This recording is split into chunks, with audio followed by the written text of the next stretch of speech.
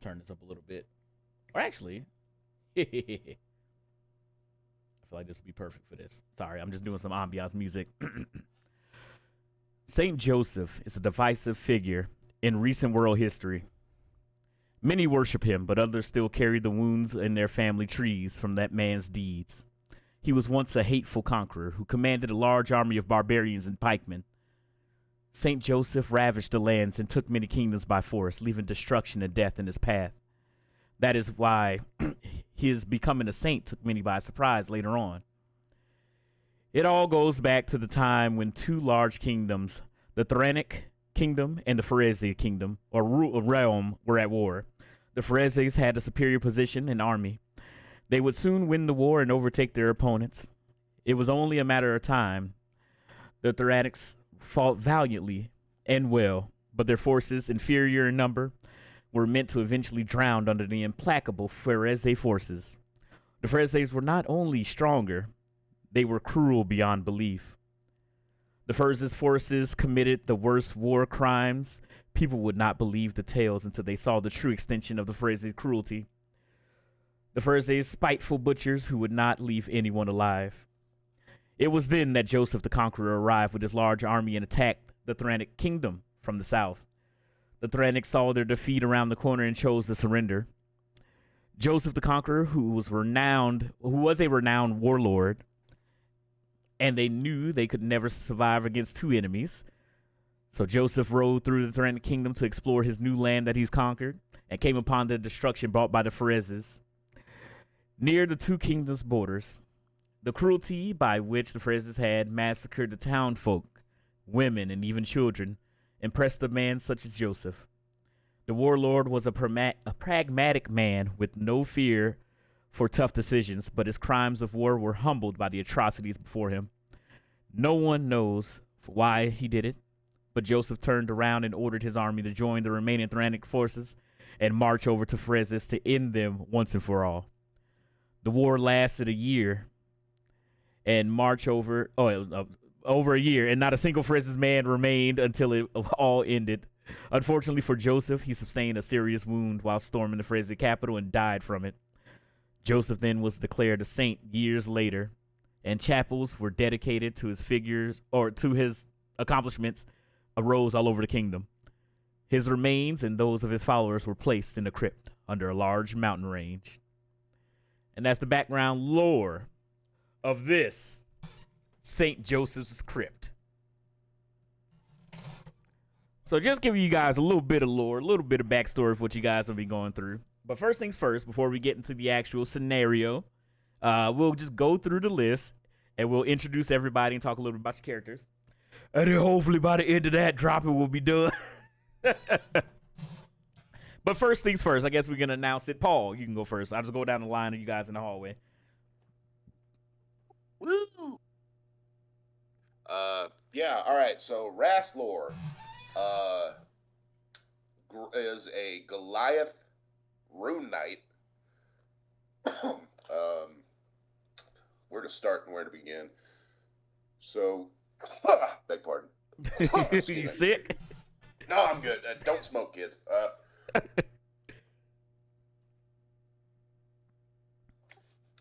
Excuse me. So, grew up in a small, village up on a mountain, someplace, kind of far away from where all this war was going on. Well, I guess it's been a while since this guy's remains, since he's skeleton, I guess. But yeah, no. So he come down the mountain when he kind of came of age, talked about I'm gonna go seek fame and fortune. Ran around as an adventurer for a while. Beg pardon. Jesus Christ. You need some water? We got somebody else go. This man about to die. No, I'm good. But this dude, so he come down the mountain. He grew up. He was apprenticed as a smith, so he kind of knows how to work a forge. Adventured for a while, got his name up, got a little bit of clout. He went into an arena. He got his name up real big, though, as a gladiator. he sold himself into like servitude for that, bought his freedom back, started his own school, that kind of shit. Then he went back to wandering. He was kind of like, fuck it, you know. But he fights. He made a pair of tridents that he keeps on his back, and he wears a net, kind of like a sash, around his chest. So he can kind of like untie that in the middle of combat if you felt like it. And he wears a helmet. It's the helmet of dread that I put on the character sheet, but it kind of gives him the verve of a masked wrestler. Mm. That was kind of like my inspiration. So think of this dude. He's like a 7-foot tall Rey Mysterio. If Rey Mysterio was blue. Right. There we go. And if Rey Mysterio was 7 foot tall. True. And like with like the white flowing like judge's hair, coming out from under it. From the back. He's bare chested, but he's got the net, and he does wear like a gut plate and kind of like a belt, a Baldur's Gate heavyweight champion 1045, Mm-hmm. Colt 45. Welcome in, Felser. Dropping. You can just either send it to me or just keep it. It's fine. Just let me know what your character's name is and their race, and I'll get a token for you. All right. So that was Rasslor. All right, zombies. Well, I mean, we know we love them, but introduce your boy. He doesn't really need any introduction, even though I made a theme song for him that's about 3 minutes long. If you want to play it, you can. I can post it in the. I'm not gonna play the whole thing. Background music, fuck yeah. If you kill somebody in events or anything, you can totally play it. If you want, you don't have to. If you kill somebody big, if you do the big thing, then maybe. Oh, I will do the big thing. The big thing will be done because he is. Again, doesn't need an introduction, but he is the one, the only Gob Cena. Yeah. All right. Yes. Perfect. A barbarian fighter. He rages and he uses his fists. He has a hand crossbow. He doesn't use it. He just has it just in case. Might sell it one day, but he uses his fists. That's all he needs. Just his muscles. There you go. The crossbow is just for decoration. Exactly.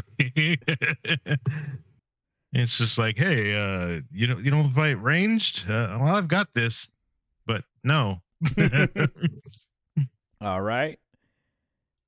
And now, X, introduce your character. So my character is Magnus. He's a paladin of glory, and he only cares about doing deeds that make him look good. And he likes to decorate those deeds with stuff that may or may not have happened. Like, he might have been tasked to just bring a chicken. He will say that he broke the cockatrice, and so on. All right. So that's Magnus. And then CMH, introduce Gildor. Gildor Dawnspeaker, though he likes to go by Lutz, is a wizard. He graduated from Strixhaven a couple years ago, and he's been adventuring since then. That's about it. Perfect. And then dropping the not last minute edition. Just making it in right before the bell. But yeah, it's Thorn Blackbriar. Hold on, turn your stream down because I can't hear myself. But yeah, Thorn Blackbriar. Okay, he was raised in farm life, but drafted into war, kind of to defend his little city. In that war, all of his friends and or not all, but a good number of his friends and family had, they perished, but they saved his town. In that he decided to question his faith, and started serving different powers, and through that gained some power. And started when he came back from war, didn't have a trade or anything because he lost his father and everything. So just went into making ends meet. He would, if he saw an open pocket, he would take from it. He made things happen. Mm. All right, perfect. And then dropping to join the Roll20 campaign, you can just click the link that's inside of the event channel, and you'll hop on in here. You might want to check your name on Roll20. I don't know if you have an account or not, just in case it has your actual name on it. You don't want to be like Mimi, doxing herself. Got your government name all out in front of people. The whole government. I got my middle name in here. Oh my goodness. Oh my God. I just want to make sure I got our party comp right. So fighter, bard, paladin, wizard. I'm a blade singer wizard. Oh fuck yeah, cool. So cool. a nice little mix of I know we haven't really had any time. We didn't do like a 0 shot or anything like that, but you guys will be fine. I wouldn't kill I mean, you. I do have healing. I wouldn't kill all you guys dead. What? No, I was saying when you I forget which one shot it was, but your name was there. We were like trying to figure out how to get your name from Slap Showing. Good times. We got so those three, a wizard and a cleric, or two wizards. I'm a wizard, but I do have cure wounds and the other one, And healing ward, X is a from paladin. my background. So if you guys just want to go through real quick and just say your class, that way you guys can get an understanding of your team composition, then y'all can.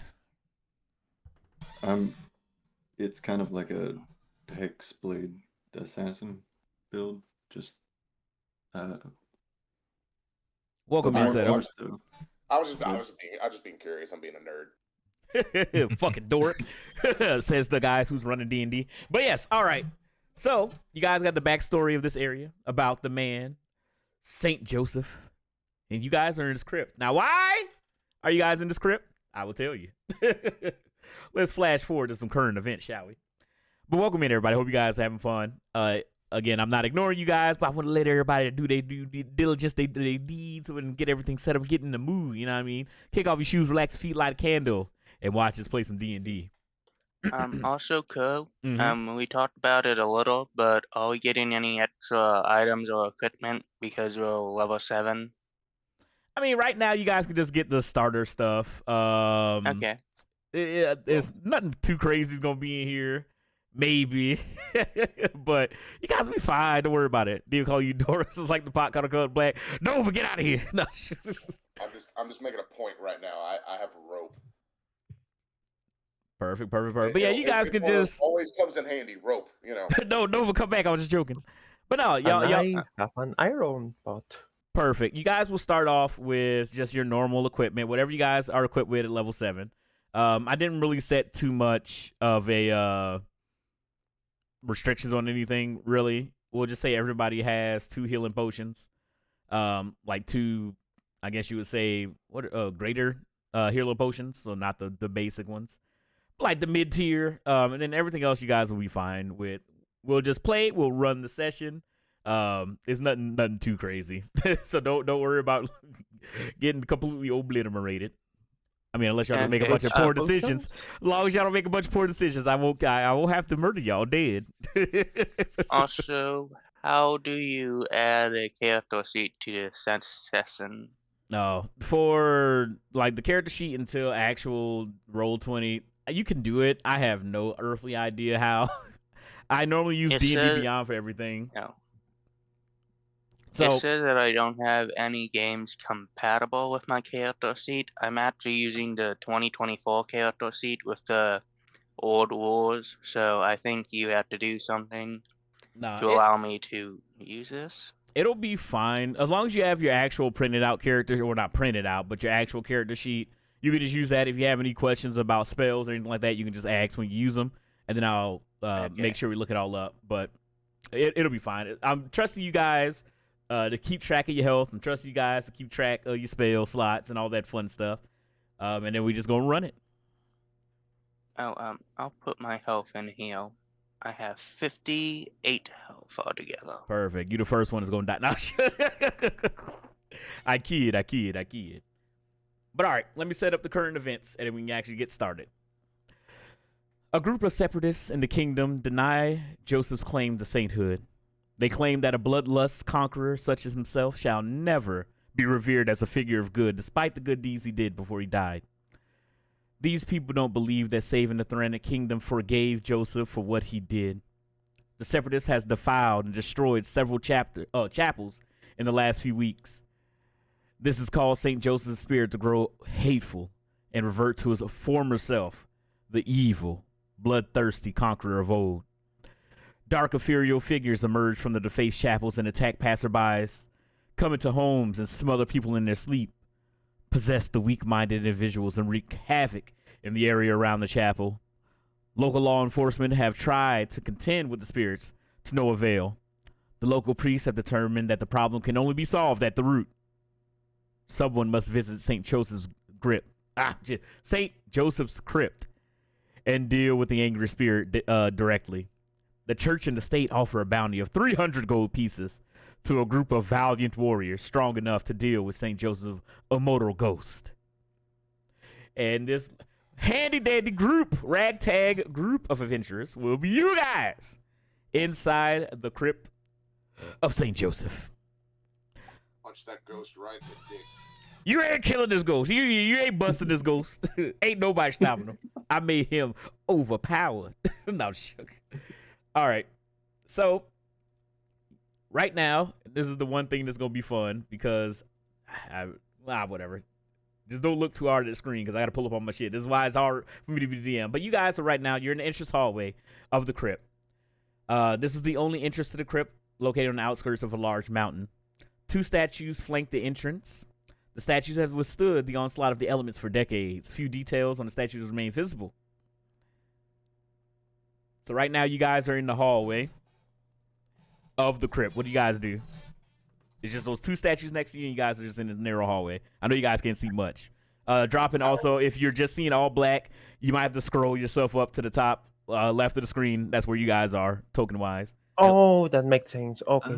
Yeah, sorry. There I am. Again, it's hard because I can't see what you guys see. I see everything.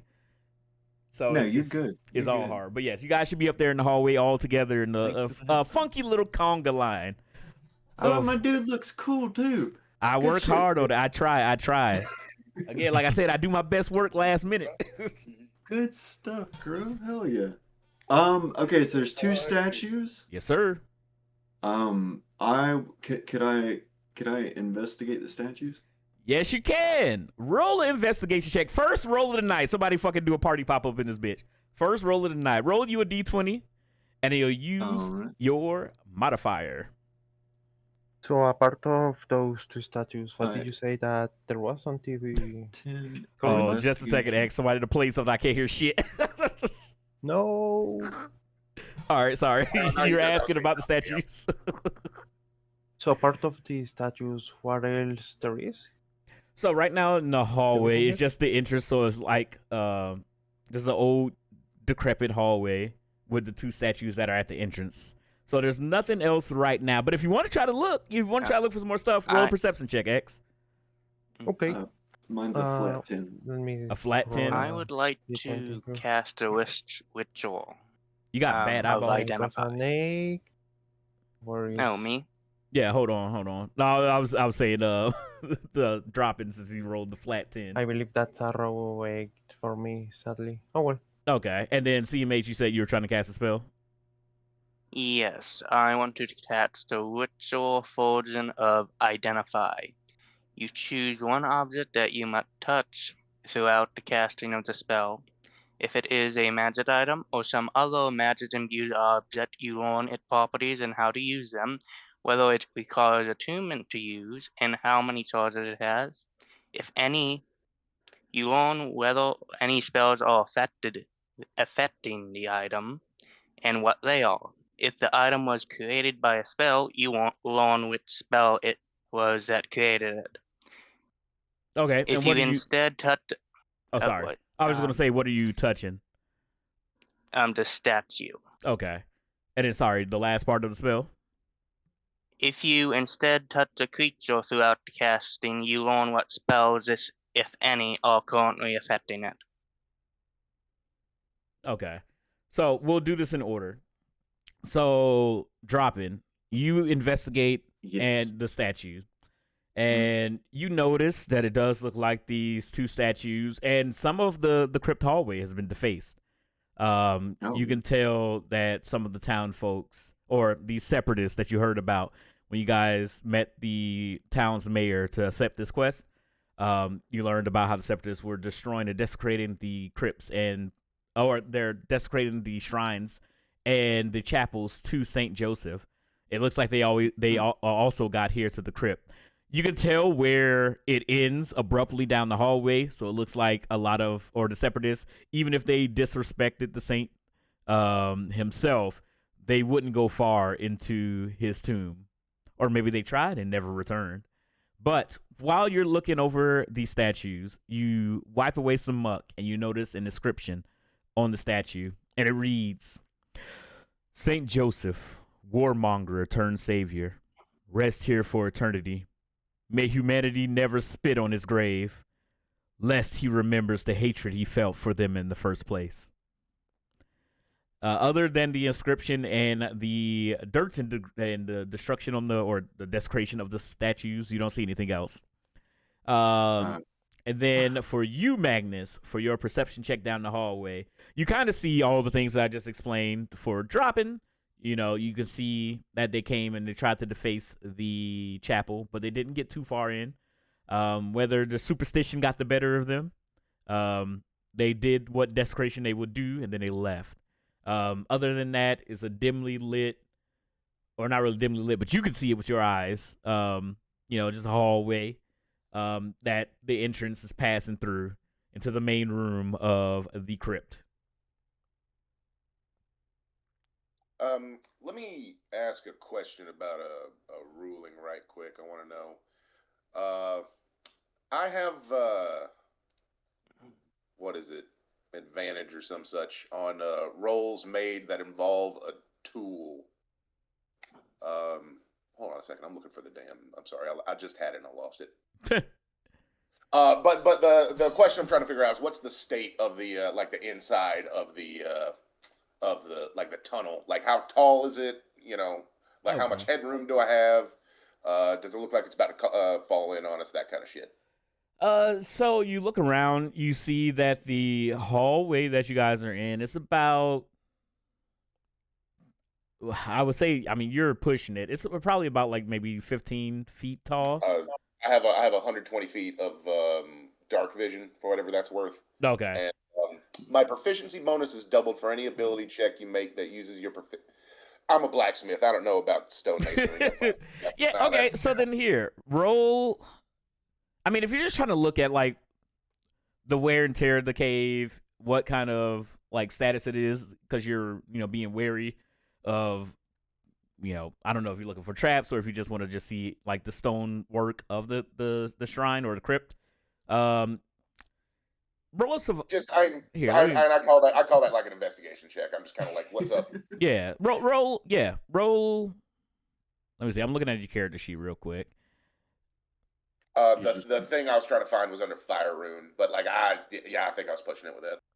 He's just walking through. He's like, "This is some beautiful masonry." Yeah, pretty much. Yeah. Well, here, you don't have to roll for it. Yeah, this stone carving is amazing. Oh yeah. Yeah, you. So bang on the walls, like boom, boom. This is solid.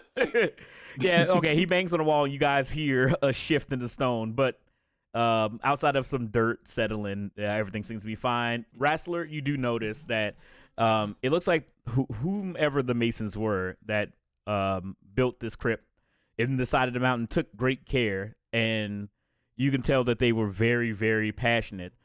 This was the final resting place of some people's heroes, some people's villains, but you can tell that the people who worked on this and built this crypt for Saint Joseph. They did it with care. They were professionals. He hasn't been dead painfully long, right? Like 100 years, less than that. I think about That was the about vibe I was thinking of. 150 years, I would say. It's Right. been a few generations. So the crypt isn't in the best condition, but you don't notice anything like that you would be worried about. Like if you were worried about a collapse, if you were worried about, maybe like because again, like you guys Liches ain't had a chance to move in yet. Yeah, so it's like yeah. Again, you guys don't think that this place is well traveled outside of the shrines and the churches dedicated to Joseph that were desecrated. This place seems pretty untouched from what you guys can tell.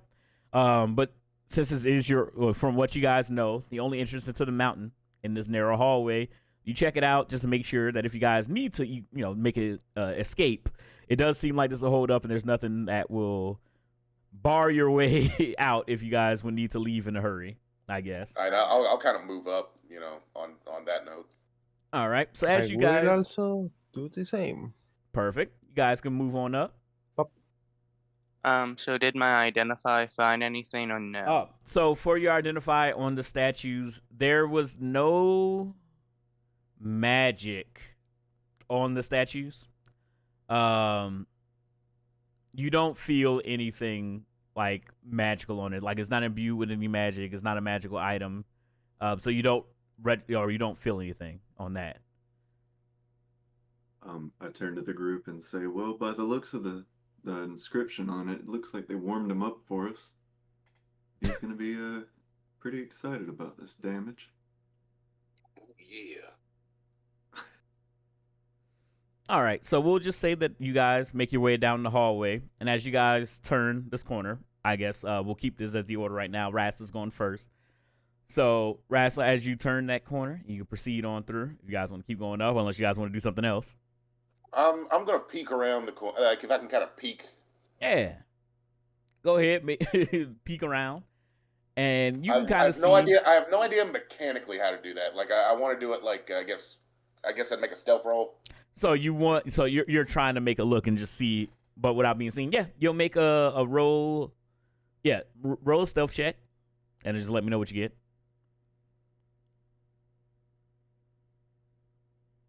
I was literally about to ask, what is stealth? It's like, oh, it's fucking stealth. Yes, that's what's great about the D&D Beyond character sheets. You just tap the thing and you're good to go. I am doing physical rolls personally. Oh, well, yeah, physical rolls, that's fine. I trust you guys not to lie to me. But I make that one with disadvantage. So let's see what we get.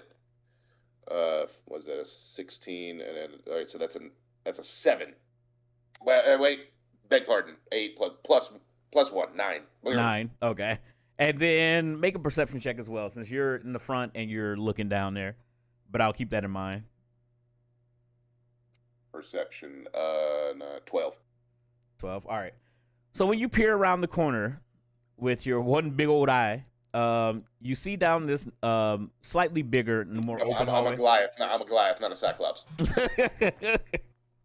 True. Yep.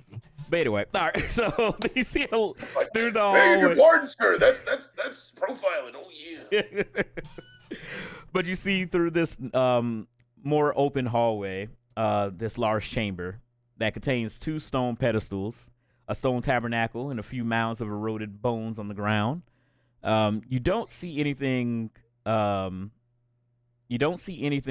guess, suspicious or out in the open. Really, it's just a open room, like the first open room of the crypt. So it just looks a little disheveled. Looks a little, just looks like a crypt essentially for what you guys can see right now. What you guys want to do? I'll wave back to the. I mean, I'm guessing everyone's right behind me, but I'll be kind of like, I think we can move up. No obvious threats or anything, All right. Actually, there is a skill that I want to use, since I'm proficient with it. Could I roll a history check to see if I know any additional information about St. Joseph? Yeah. Yes. I have a +7 to that. All right, roll a history check and then let me know what you get. Okay. How do you add +7 to it? Oh, I'll just roll a d20. Yeah, just roll a d20 and then you can just add it. And we'll add 7.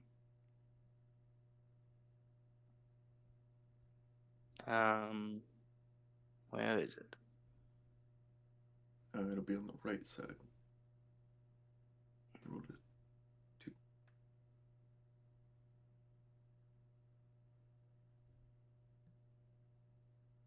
Hmm.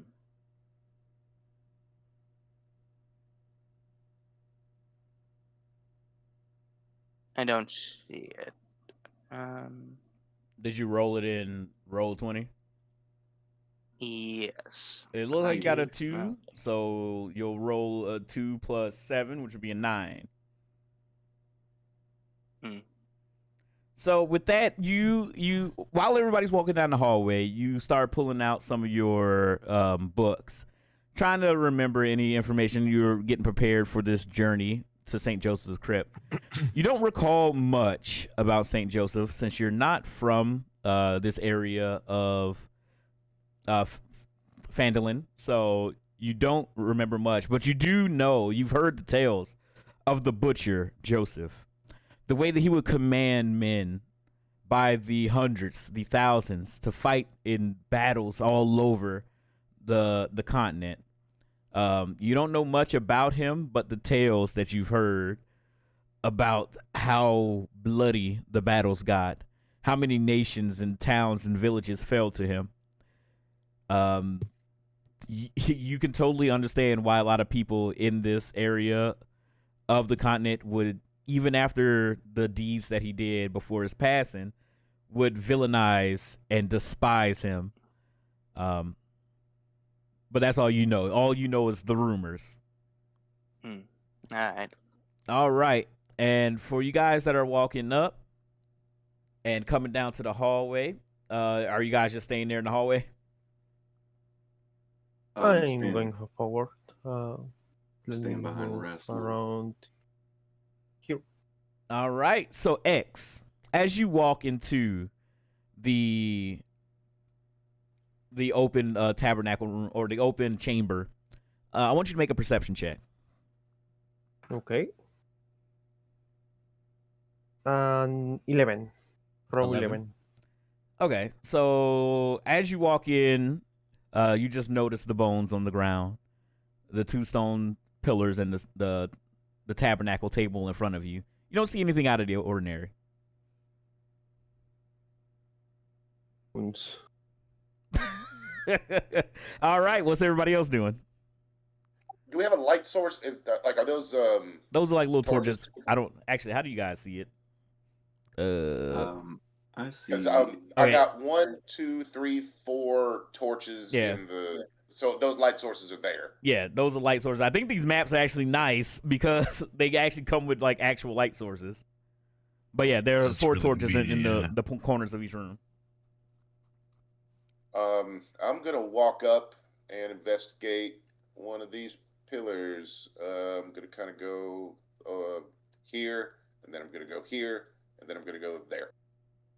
Okay. Anybody else For want to my do anything? part, I want to inspect the.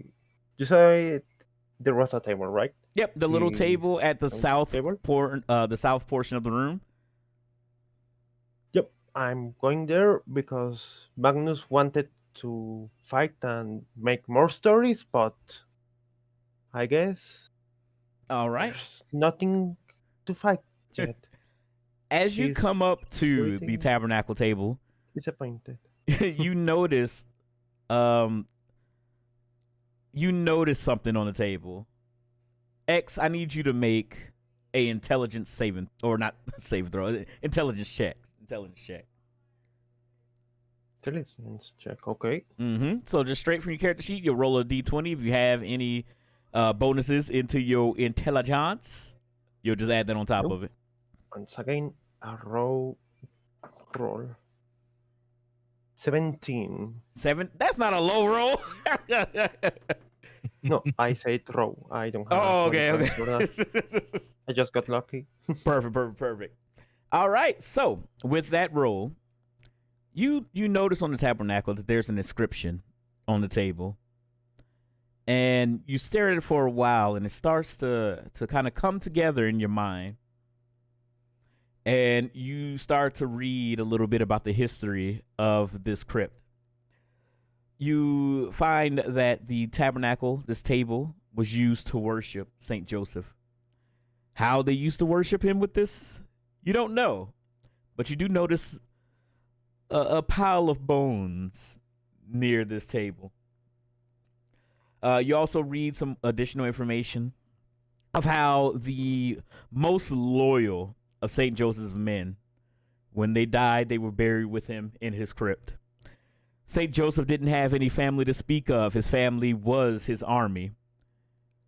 As they fought, as they died, as they lived, they only thought of one thing: the drive for war. So you can only imagine that it's not just St. Joseph that's here, but also a lot of his most loyal commanders, the people that were closest to him. And if you think that St. Joseph's spirit might be a problem, well, you start to think in the back of your head, like, what other spirits may be wandering these halls? So, Thorn, I need you to make a perception check. Okay. Do 16, 20. All right. So, while you're walking into the room, you watch as Magnus walks up to the tabernacle table and starts looking at it intently. You peer off, and then you see that there's a secret door. There's a few secret doors in the chamber, and you notice that. As soon as you notice that, you start to hear a clattering noise. Sounds familiar. It's behind you. It's all around you. You look up and you see bones, femurs, ribs, spines, vertebrae all float above your head. And then slowly but surely they fly and coalesce together, becoming skeletons as they begin to drop on you guys. I need all of you guys to roll for initiative. Dropping since you rolled very high. What do you mean, ew? They just bones. Ain't nothing wrong with a good bone battle. Foot bone connected to the leg bone connected to the Alrighty. etc. Initiative. Hey, I rolled a 1. A one. Wait, plus, Oh, You're plus, dying first. 7, so 8. 18 You're plus dying 19. first. Okay. Got a 19. All right. So 22. We'll set this up. I'm not gonna lie. I'm not gonna fucking remember. So just give me a second. Give me a second. Un momento, por I thought favor. there was a tool for initiative, but There is. have no idea how to use it. I gotta set it up. Unless they didn't changed it, but I gotta set it up. All right. So first combat of the night. Here we go. Turn order. Somehow yours is in there, probably because you rolled it. All right. Let me get everybody in real quick. Roll plus 316, bro. What the fuck? Add turn. Add turn. Add turn. And then I'll just go down the list and ask everybody. So bear with me, un momento, por favor. And then we'll just have skeletons as one turn because I'm a lazy bitch. All right, Gobsina, what you get? Also, we got a Fanfi in chat. Catch a little elephant. I got a 22. 22. Okay, so yours is actually accurate. Dropping, what did you get? An 8. An 8. Gildor, what did you get for your initiative? A pachyderm. Shut up. So what did you get for your initiative, CMH?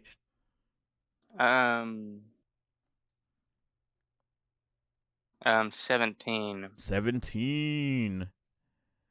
Raslor. I rolled an 18. 18. Why y'all roll so high? Magnus, what did you roll for your initiative? I got a 19. Oh my god. All right, let me roll for skeletons. roll for the calcium. I normally keep my physical dice here, but fuck it. Let's just grab my own dumb character sheet. Now just use this to roll dice. Bang. D20. Roll. Fuck. What did you get? They rolled a 3. Oh, All right, so no. skeletons are going fucking glass. Yeah, let's go. This is why my ass should fucking not do all the enemies in one roll, but I'm lazy. It just makes life easy for me. All right, let me get everything situated right now. So you guys see, as you guys are all inspecting and walking around inside this open cavern in the crypt, these skeletons start to coalesce around you guys and form as we start battle. Battle. Oh my god, why can't you just get in damn... So there are 5 skeletons. And Gobsina, you are up first. What do you do? Well, this should be easy. So I see this skeleton right in front of me, I imagine, and I am just gonna go right up to him and smack him in the face. All right, roll the hit, roll the punch, hit him with a clothesline. Ready.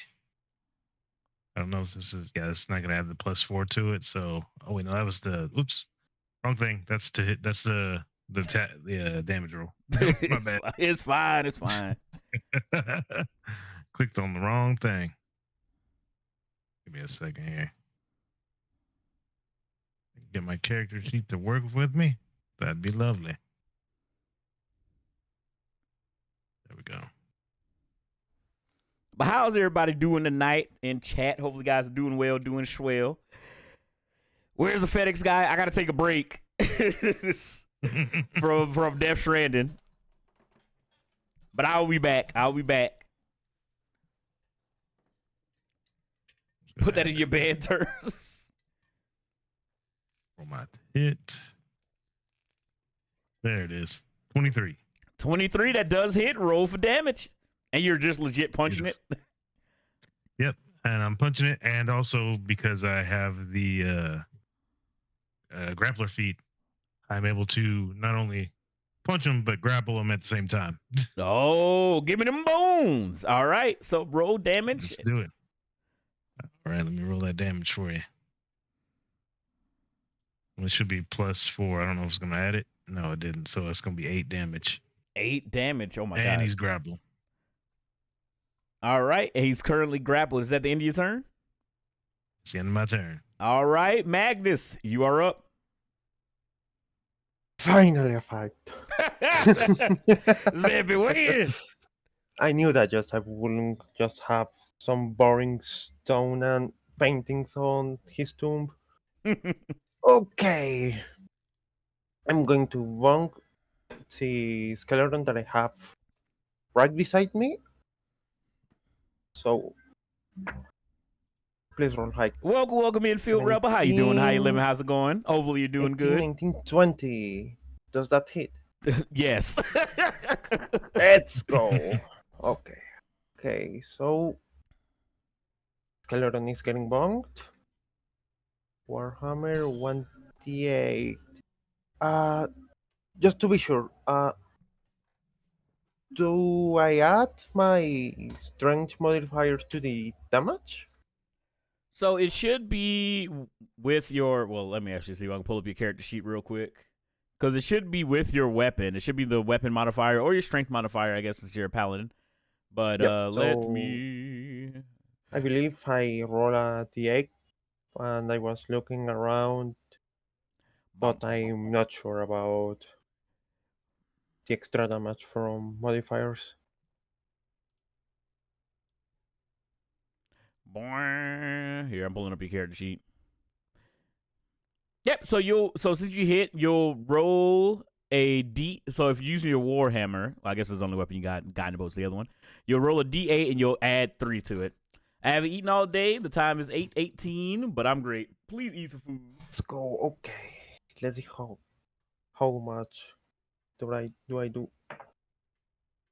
Are you kidding me? Really? An 8? Okay. Wait, was that just a dice roll of 8? Yep. Okay, so you take your... Good Lord. You take your Warhammer and you fucking obliterate the skeleton. Now the only problem is I think they're all linked, which kind of sucks, but I guess we'll do it. Boop. Okay, it only took out one, but their health is all linked for whatever reason, but whatever. I'll manually keep track of that in my cranium. All right. And is that the end of your turn, X? No, I have extra attack. No, there I'm you going to go. bonk another one. Get the bonking. I'm going to bonk. I'm going to bonk. Oh, right. I have to roll again for Yes, roll to hit. 19. Oh my god. All right, that does hit. Roll your damage. All right, perfect. 2. Okay, 5. 5. All right. So you bonk that Yep. skeleton upside the head. You literally play whack-a-mole with skeletons. The first one is dead, but the second one is still alive. All right. Rasslor, you're up. All right, so I want to the order of operations. I want to do this. I want to punch the one that Nah, Gobsina they'll be has fine. They'll be grappled. fine. I'm Yeah, going he's to currently use- grappled. I'm going to use my Tavern Brawler bonus action to then grapple the character myself and huck it at one of the skeletons that is threatening Thorn.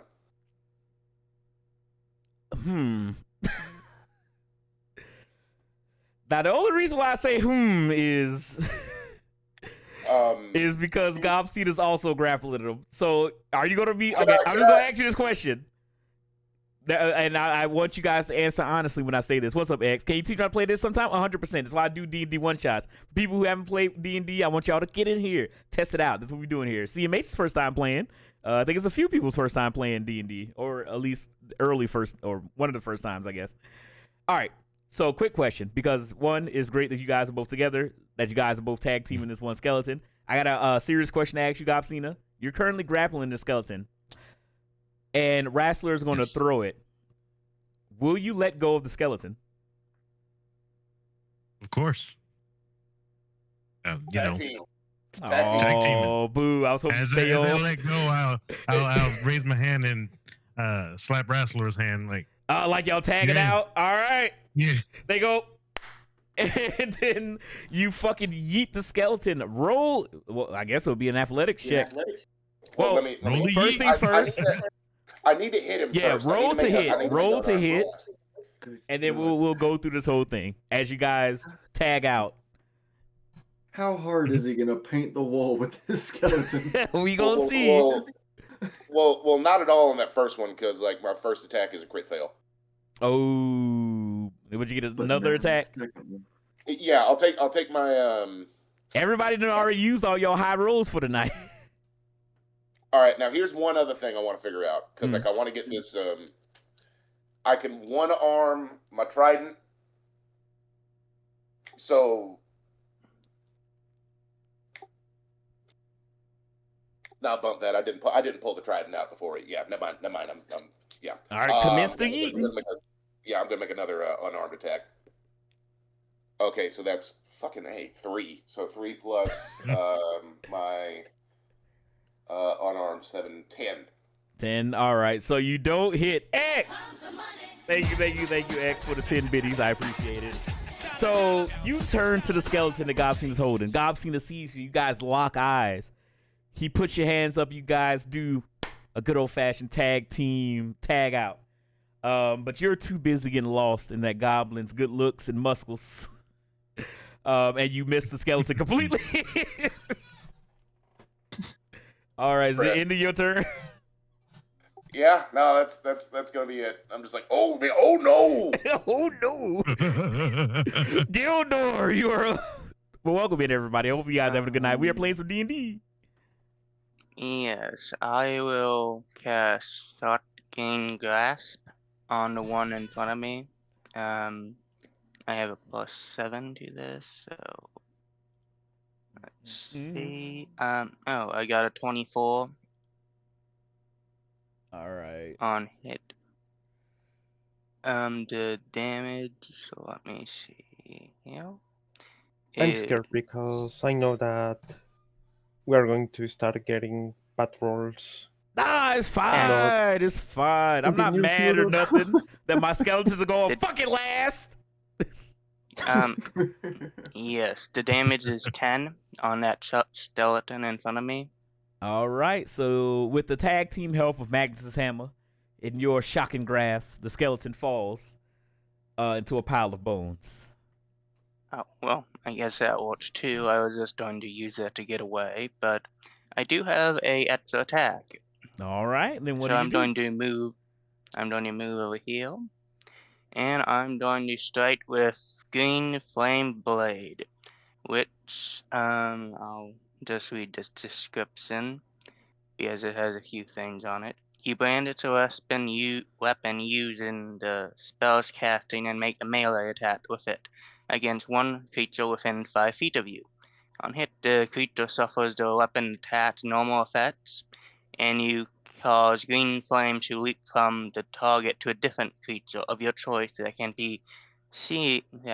see within 5 feet of it. The Okay. second creature takes the fire damage equal to your spellcasting ability modifier, but it has different things because I'm higher level. The spell damage increases when you reach certain levels. At level 5, the melee attack deals an extra 1d8 fire damage to the target you hit, and the fire damage to the second creature increases to 1d8 plus your ability casting modifier.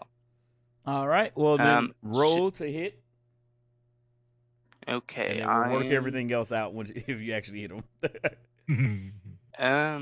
I need to actually hit him with my dagger first. Where is it? There it is. And Paul, it'll be fine. Not everybody can roll amazing every time. Man, I know, but like on like a grappled target, like what the? Oof. So Crow. Well, he let go. Like I can see that on like SmackDown. You know what I'm saying? Like I can see got that a crit. happening. Like, Dude, what I was hoping for, I thought you guys were gonna do like a fucking 3D or some shit to the fucking skeleton, but I was like, all right, he let go. I don't Mhm. I don't know what that means for the spell, but I got a crit on the dagger. I'm going to get the spell ready as well. It also says additional 7 damage of fire after that. Mm-hmm. And how well's the spell? So I think for a crit, you would just roll your weapon damage twice. Weapon damage twice.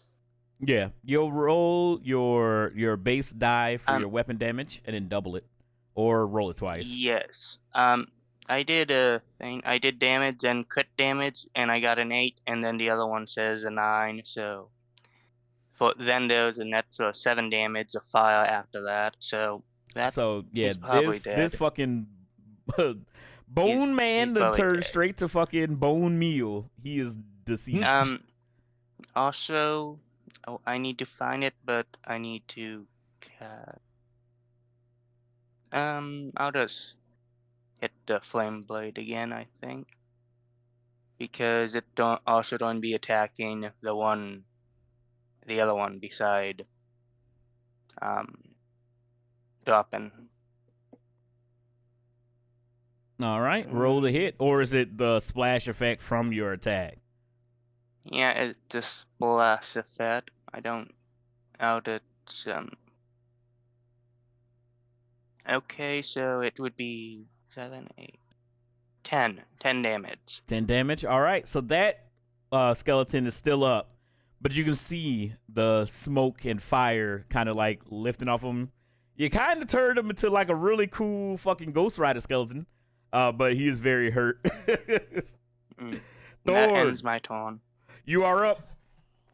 All right, I have questions. Yes. Are each of the squares 5 feet? 5 So meters? every move you do is 5 feet, and you are in melee damage. So if you move away from the skeleton, he gets a attack opportunity on you.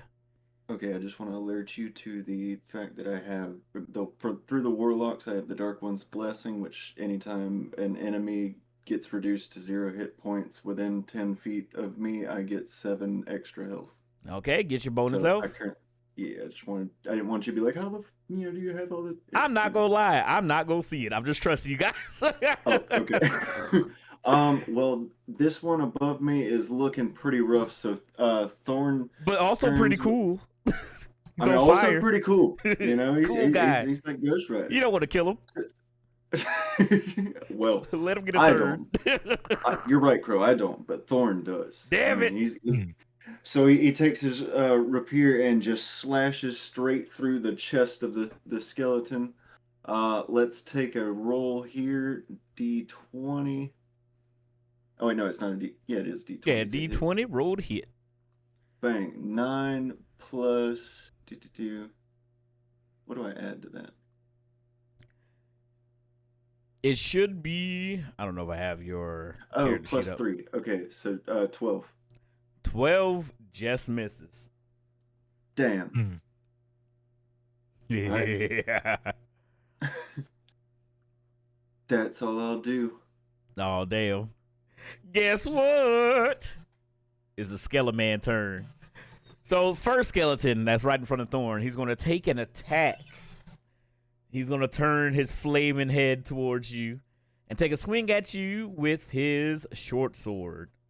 They're literally just spinal from fucking Killer Instinct. So, I'm going to roll to hit.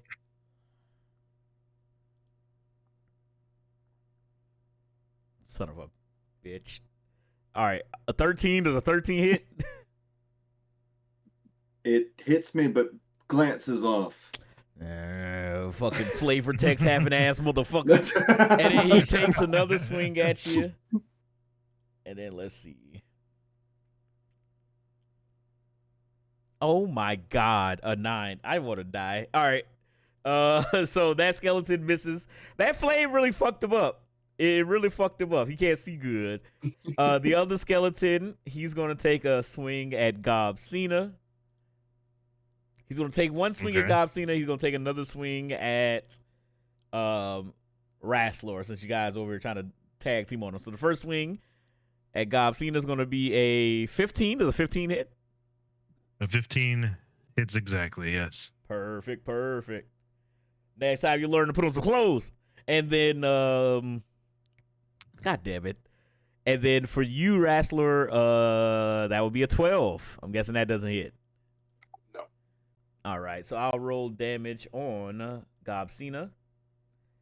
Not You got, like, through the elbowed in the muscles of rib. steel. Because I'm small, isn't it? He's still grappled, right? No, he let go to let you do your No, thing. I let go of him. Yeah. Oh, That's why I okay. asked. I was like, let me know how y'all doing this. Okay, no, I see how that. Okay. But Wait, yeah, he you'll survived take. getting suplexed against the wall. Yeah, barely. Shit. He deserves to live. Let him go, guys. He does 7 damage to you, Gobsina. And that's the 7, huh? end. Yep, that's the end of your turn. Gob, you're up next. All right. Well, it's a shame that I wasn't doing what I should be doing as a barbarian, but I'm going to do it now because I learned my lesson. And I'm going to be like, "Ugh, man, that hurt a little. Not much, but it hurt a little. And I don't like that. So I'm going to rage. There you go. He's in a state of anger and rage. And what do you do? And I'm going to go ahead and smack him back. All Much right. harder. Roll the hit.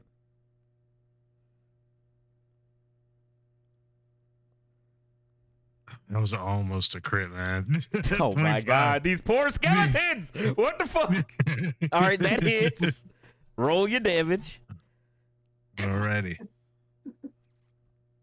They don't deserve get mad this. now. Y'all came in I a day mean, home. They were here. What the fuck? We got the recruits from Joseph's army. You're existing at us, Crow. Oh We're my Newbies. god. existing. Or dudes.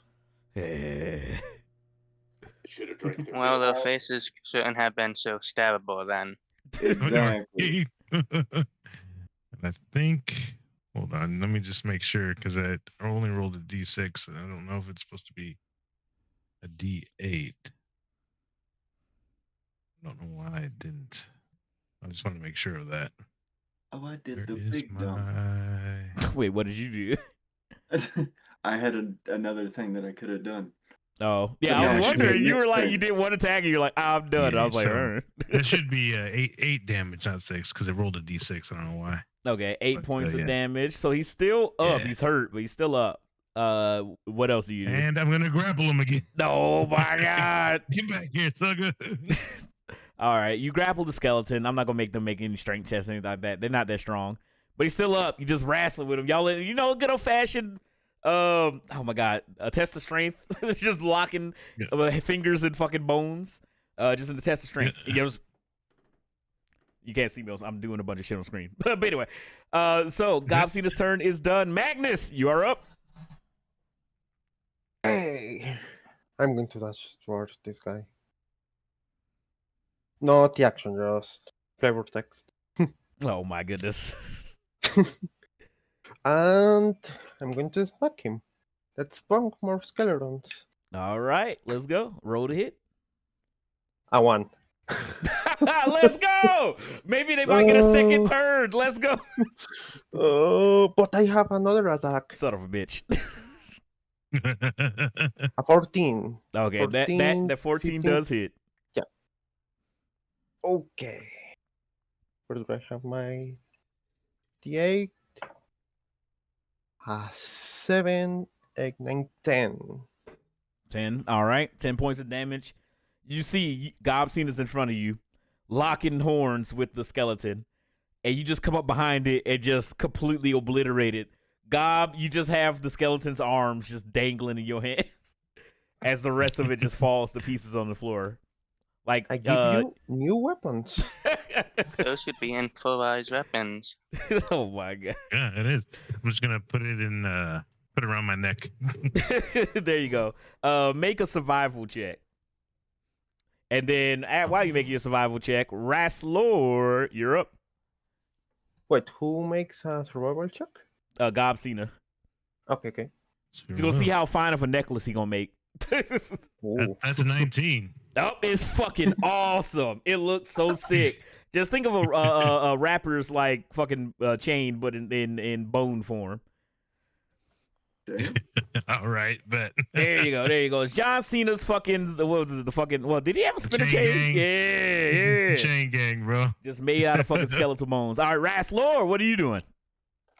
Will a 15 hit? A 15 does hit. That skeleton. He got the good dice out now.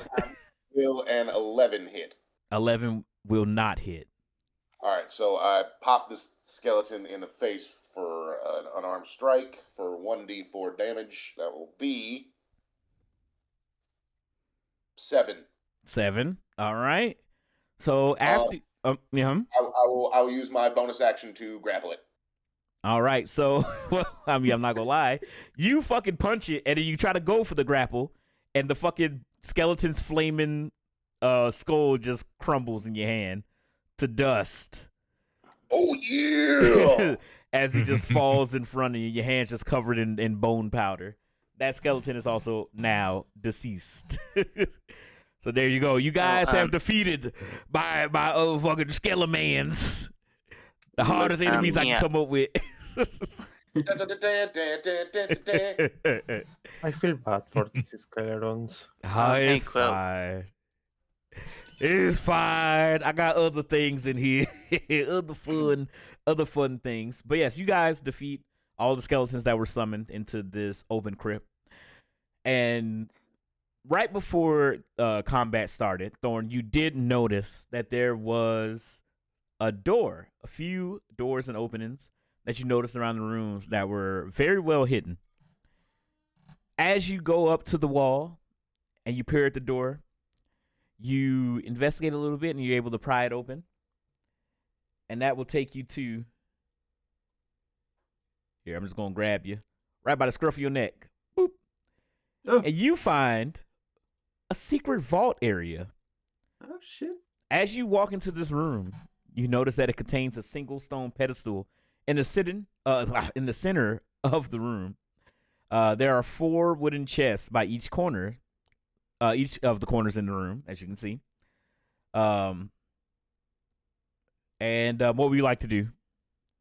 What do I like? What does the statue look like? Like, So it's not really a statue. It's just like a stone pillar that's just like erected in the middle of the room.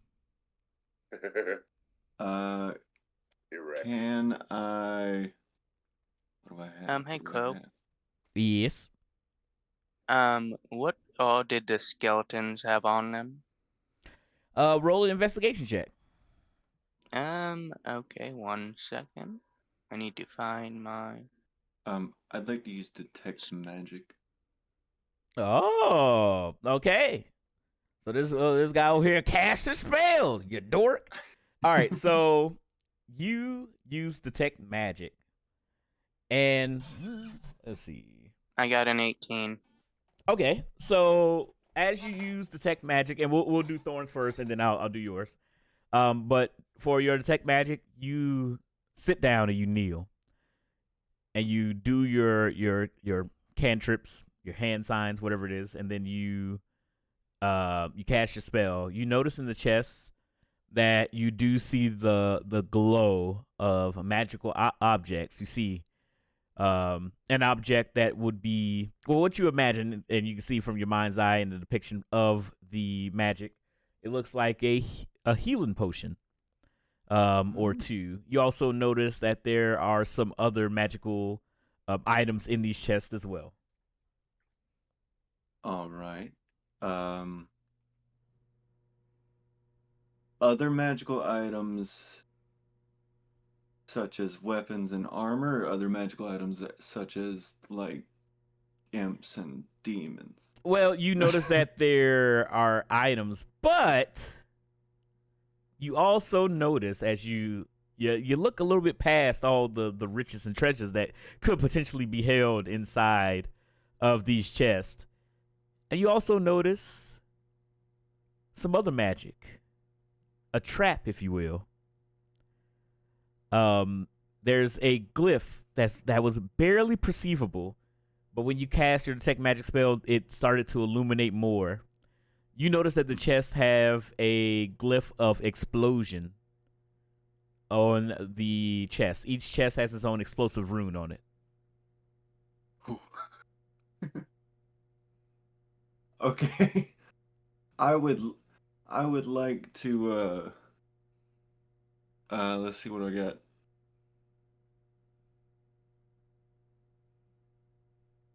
Okay, so the entrance to this thing, it's just like a hole in the wall, right? Yeah, it's like a little secret door. So Yeah, I was Okay. going So- to Did I ask find the same anything thing. with my So could I- investigation check? yeah, I would like give me a quick second. I would like to come back out to the opening of the hole. Okay, so you come out the opening of the hole, and then while you're going in to investigate the chest,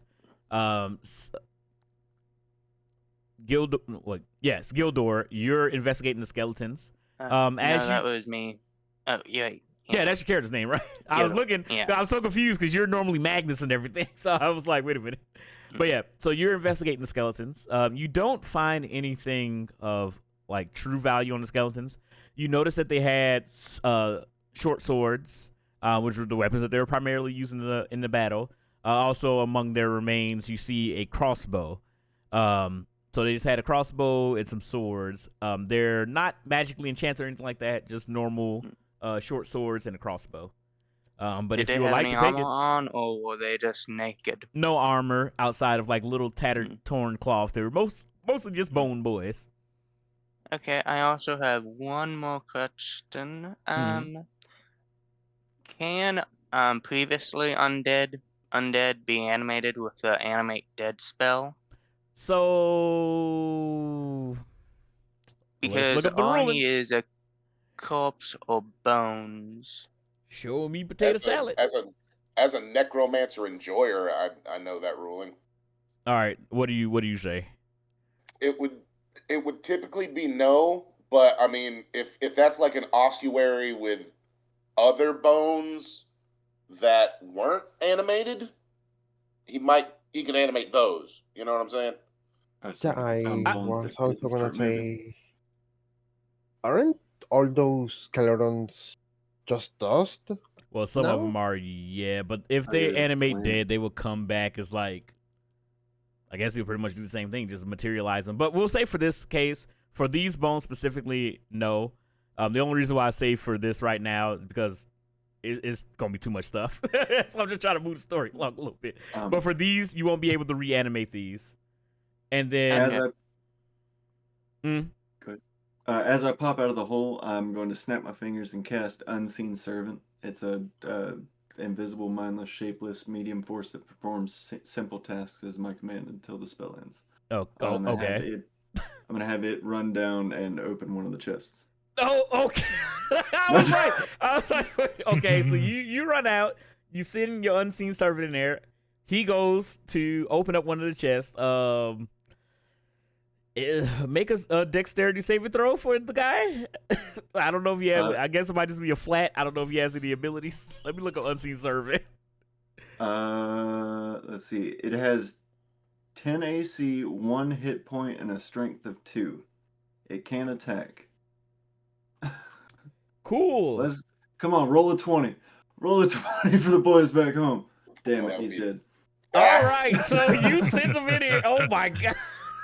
Vaporized. Return to all right, near so items. for you guys, okay, so while Gildor is examining and muttering to himself as he's trying to figure out if he can get anything from these corpses or reanimating them, you guys see Thorn disappear. You guys don't even know where he went. He just disappeared off on his own, run off, and then all of a sudden you guys just hear a massive fucking explosion that goes off. Thorn, make a dexterity saving check. Like, it was Chekhov's chest. I had to. This man was like, I'm not going to try to figure it out. I don't know nothing about magic. Just open it up. All right, so you make a dexterity saving throw. The explosion goes off. Your unseen servant with his 1 HP is deceased. But you'll get a little bit of the blowback. Let's see if you can dodge it, since you stayed in the hallway. What? I went out the hole. Did you go out? Okay, you went out the hole. You went out the hole. Okay. Fine. You don't have to worry about it. All right. What do you do now? You heard the explosion go off. Yeah, I'd like to give other people a chance to. I've been doing a lot. All right. So you guys hear that explosion. What do you guys do? Having heard it, I mean, can I go in the room? Yeah, you can go. I guess the hole is no. Once I figure out Right now. Here, I'll slap you in there. Don't worry about it. All right, you walk out in shame. Do your walk of shame, dropping. No, I wanted to see if it was, look, maybe it was a friendly explosion glyph. All right, so Rassler, you're in the room. You come in there and you see, so the top right northeast corner of the room is just blackened with soot from the explosion from the glyph. Or, well, I guess you don't know about the glyph. But anyway, the explosion from the chest. You see the chest and the remains are all spilled all over the ground. So, from what you can tell, make a perception check.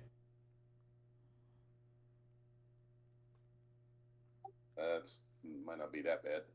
It was 14. All right, so you can see that this is what the explosion came from. One of the chests in the room is destroyed.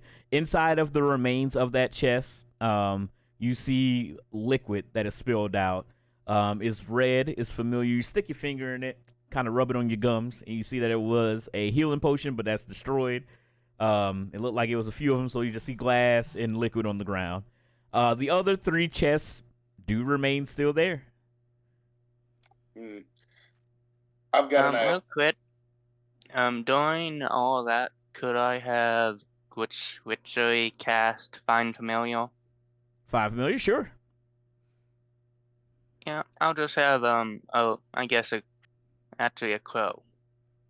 And then drop it. Do you tell them what's in there or what you did, or do you just go in the hallway just whistling Dixie? Well, no. As I sent my dude in, I was I told them like, hey, there might be.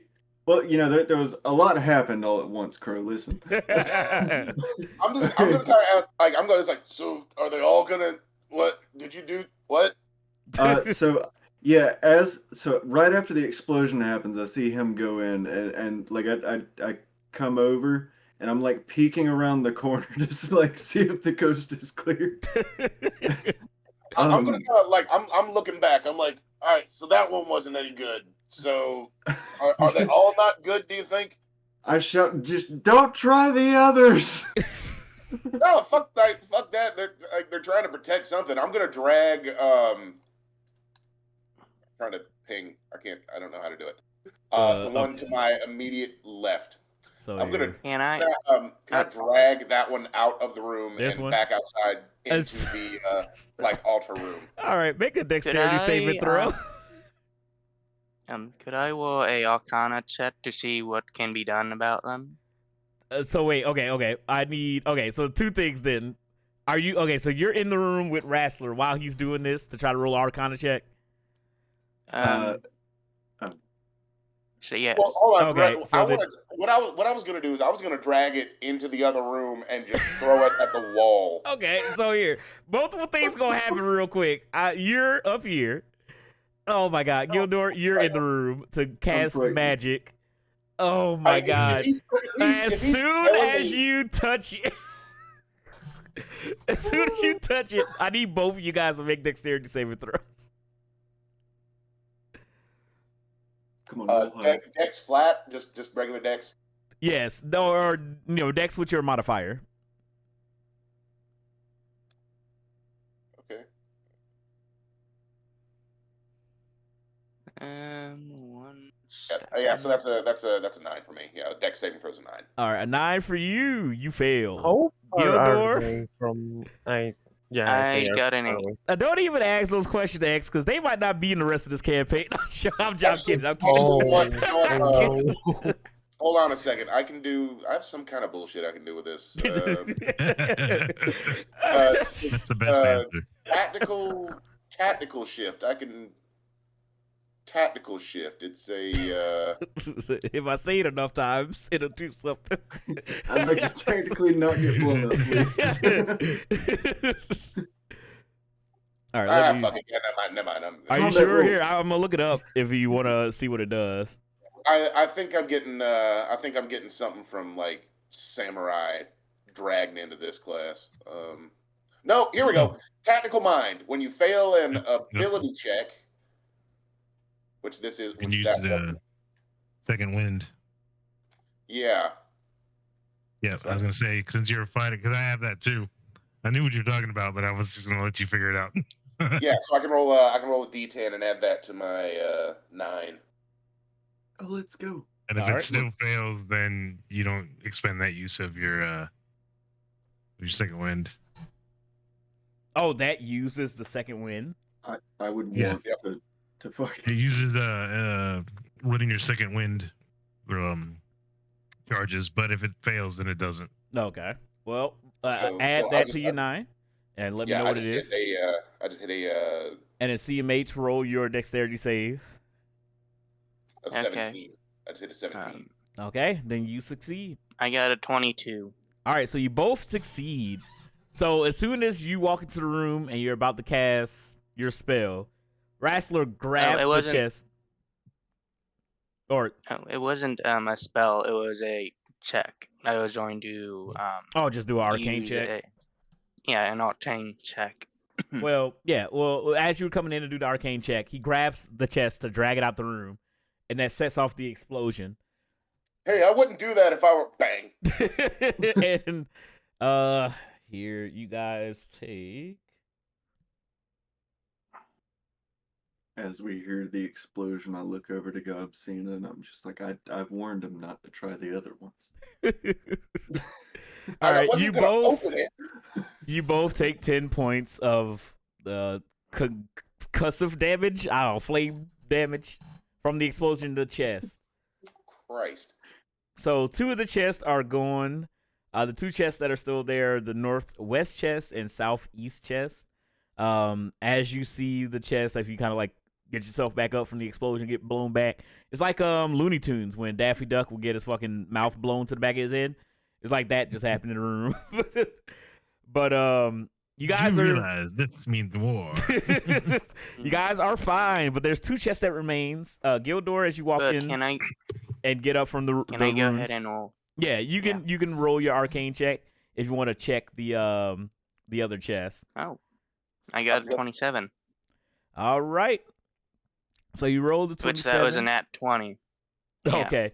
So you go in here and you realize, maybe we shouldn't keep touching these things. They will explode. I don't know how you guys would ever have figured that out. But I'd like to mage hand and slap the chest. no, he's Mark, used. you No, gonna no, kill this man. no. And then while you're expecting the chest, Gildor, you notice the glyphs of Warden on the chest. You take out your weapon and you kind of draw over the glyphs, canceling them out on both of the chests. And you have successfully dewarded the explosive chest. You look Okay, over I'll at the tell other them chest that I that did. exploded. You do see there was a sword in there, but it looks a little tattered and burnt and broken. But Okay. as you dewater the other chest, or you're opening them up. Yes, since I canceled out the wound, yes, I will open them. All right. So in the first chest that you open, you notice there's a leather case inside. That leather case contains a spell scroll of Remove Curse. Oh, neat. So you can put that in your I'll back take that. pocket. Remember that. Mhm. And then in the other chest, you find gold. So in that chest, I mean, again, it's a one shot. It kind of sucks. It ain't gonna really matter too much. But you find 300 pieces of gold that you can take at your leisure. The other shit that was in there or in the other ones blew the hell up, so you don't get those. But you do get that scroll, Okay. the scroll of Remove Curse. Okay, I'll divide the gold up between us evenly. Perfect. So y'all got the X amount of gold. Again, it don't matter too much, but there you go. And as you guys walk out of the room, everybody else that didn't go, so Gobsina, Magnus, and I guess technically Thorn as well. You guys just see them come out covered in soot, all blackened. Oh, so you lived. Ow! Did you have fun in there? Did you have fun? Sound like I heard how you will a be big boom. Was it intensely. some fireworks or what? Was it pyro? What was going on? Pyro. It was a Yes, series I of managed. Go ahead. mistakes were made. I managed to dispel the last two chests. There we go. All right, That's why so we now have you along. the whole gang's back together again. So what do you guys do now? I want to make a point. I've now pulled my trident, and I've got that out. I'm kind of like poking it as I walk, checking for fucking like pressure plates. You know, I'm like, fuck, it's one of those.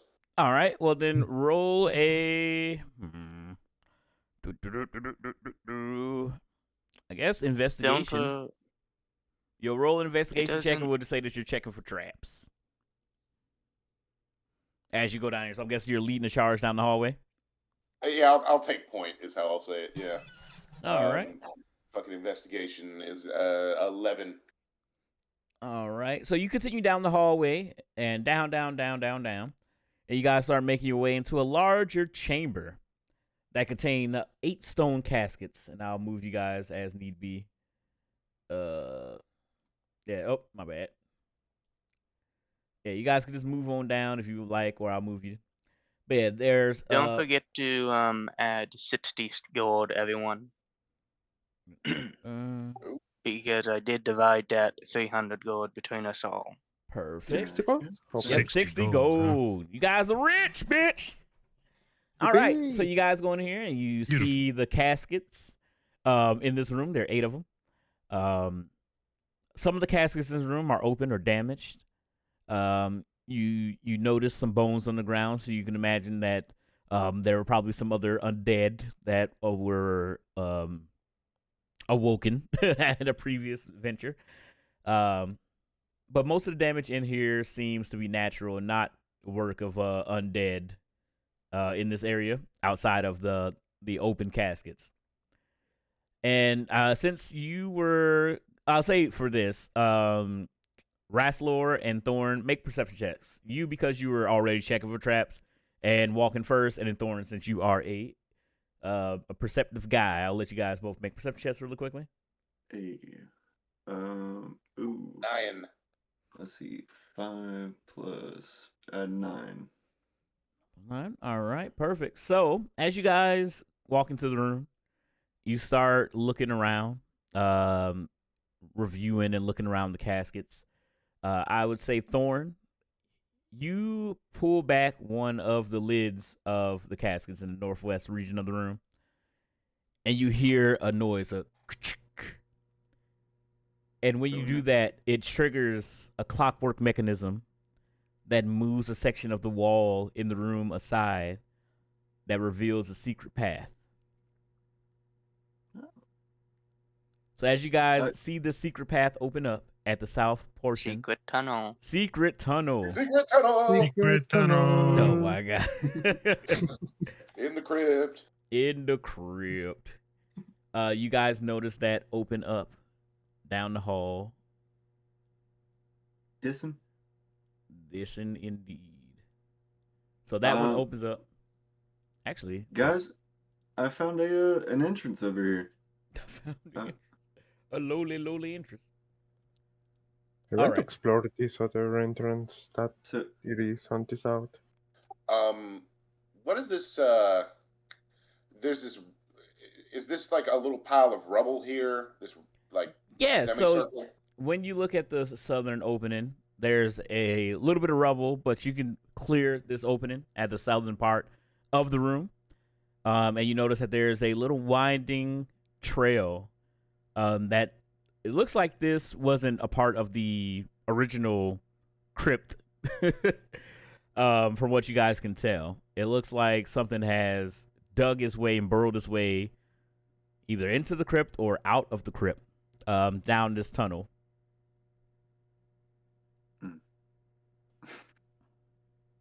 I don't like the looks of it.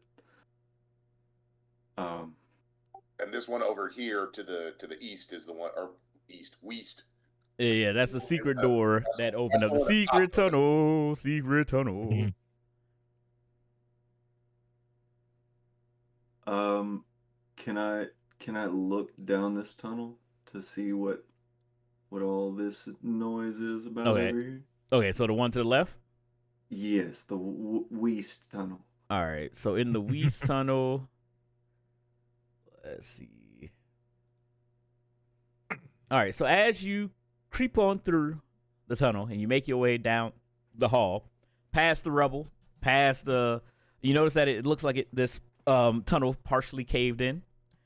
And you wonder to yourself as you walk down here, why would they have that mechanism to stop people from traveling this way and this cave in as well? But you start to make your way through, which are not roguish, but I guess elven dexterity, and you make your way through. When you come out on the other side, you notice that there's a giant chamber in this room. It looks like the main opening, the crypt of St. Joseph. In this room, there are 3 rows of thick stone pillars, run from the north to the south, that leave enough space unoccupied in the middle, overlooking the stone dais, and a large marble sarcophagus. Each pillar holds 9 niche boxes in them. Oh, wait, what? All right, I guess I should say that. That's you don't see that. That's Anything additional. That's interesting, additional Thorn? flavor text over there. There's additional flavor text, I guess. But yeah, so you notice these stone pillars and the casket in the middle of the room, and there may be secret boxes somewhere, but you didn't hear that from me. All right. You also notice that in the northwest portion of the room, one of the pillars has suffered some structural damage, and you notice that there may be something behind that pillar. Well, what do you do, Thorn? And while he's in the other room, you guys see him go off while you're exploring and looking at the southern cavern. Thorn walks off. What do you guys do while he's exploring the crypt? I'm assuming none of these bones are usable either. No, none of these bones. These are old bones. Old bones. I mean, you can probably grab them and whittle them into something, but nah, old bones. Okay, I'm gonna go over here and shout, anything interesting, Thorn? There's a lot interesting. I think I found the old guy's box. Giggity. You can't talk about that on Twitch. Try to get me banned. What was, Is there? What's with what the is this down here? Oh. So, do you want to go to the south? Are you going to explore that? I want to cast. If anyone goes with me, to see if not I can alone. lure anything from there. Okay, so Gildor, you're at the south cave. Magnus, you say you're trying to cast. I couldn't hear you. You're gonna cast what? Thaumaturgy. I want to make a little noise. Okay. Tip. Okay, so On the here, wall what noise would you like to cavern? make?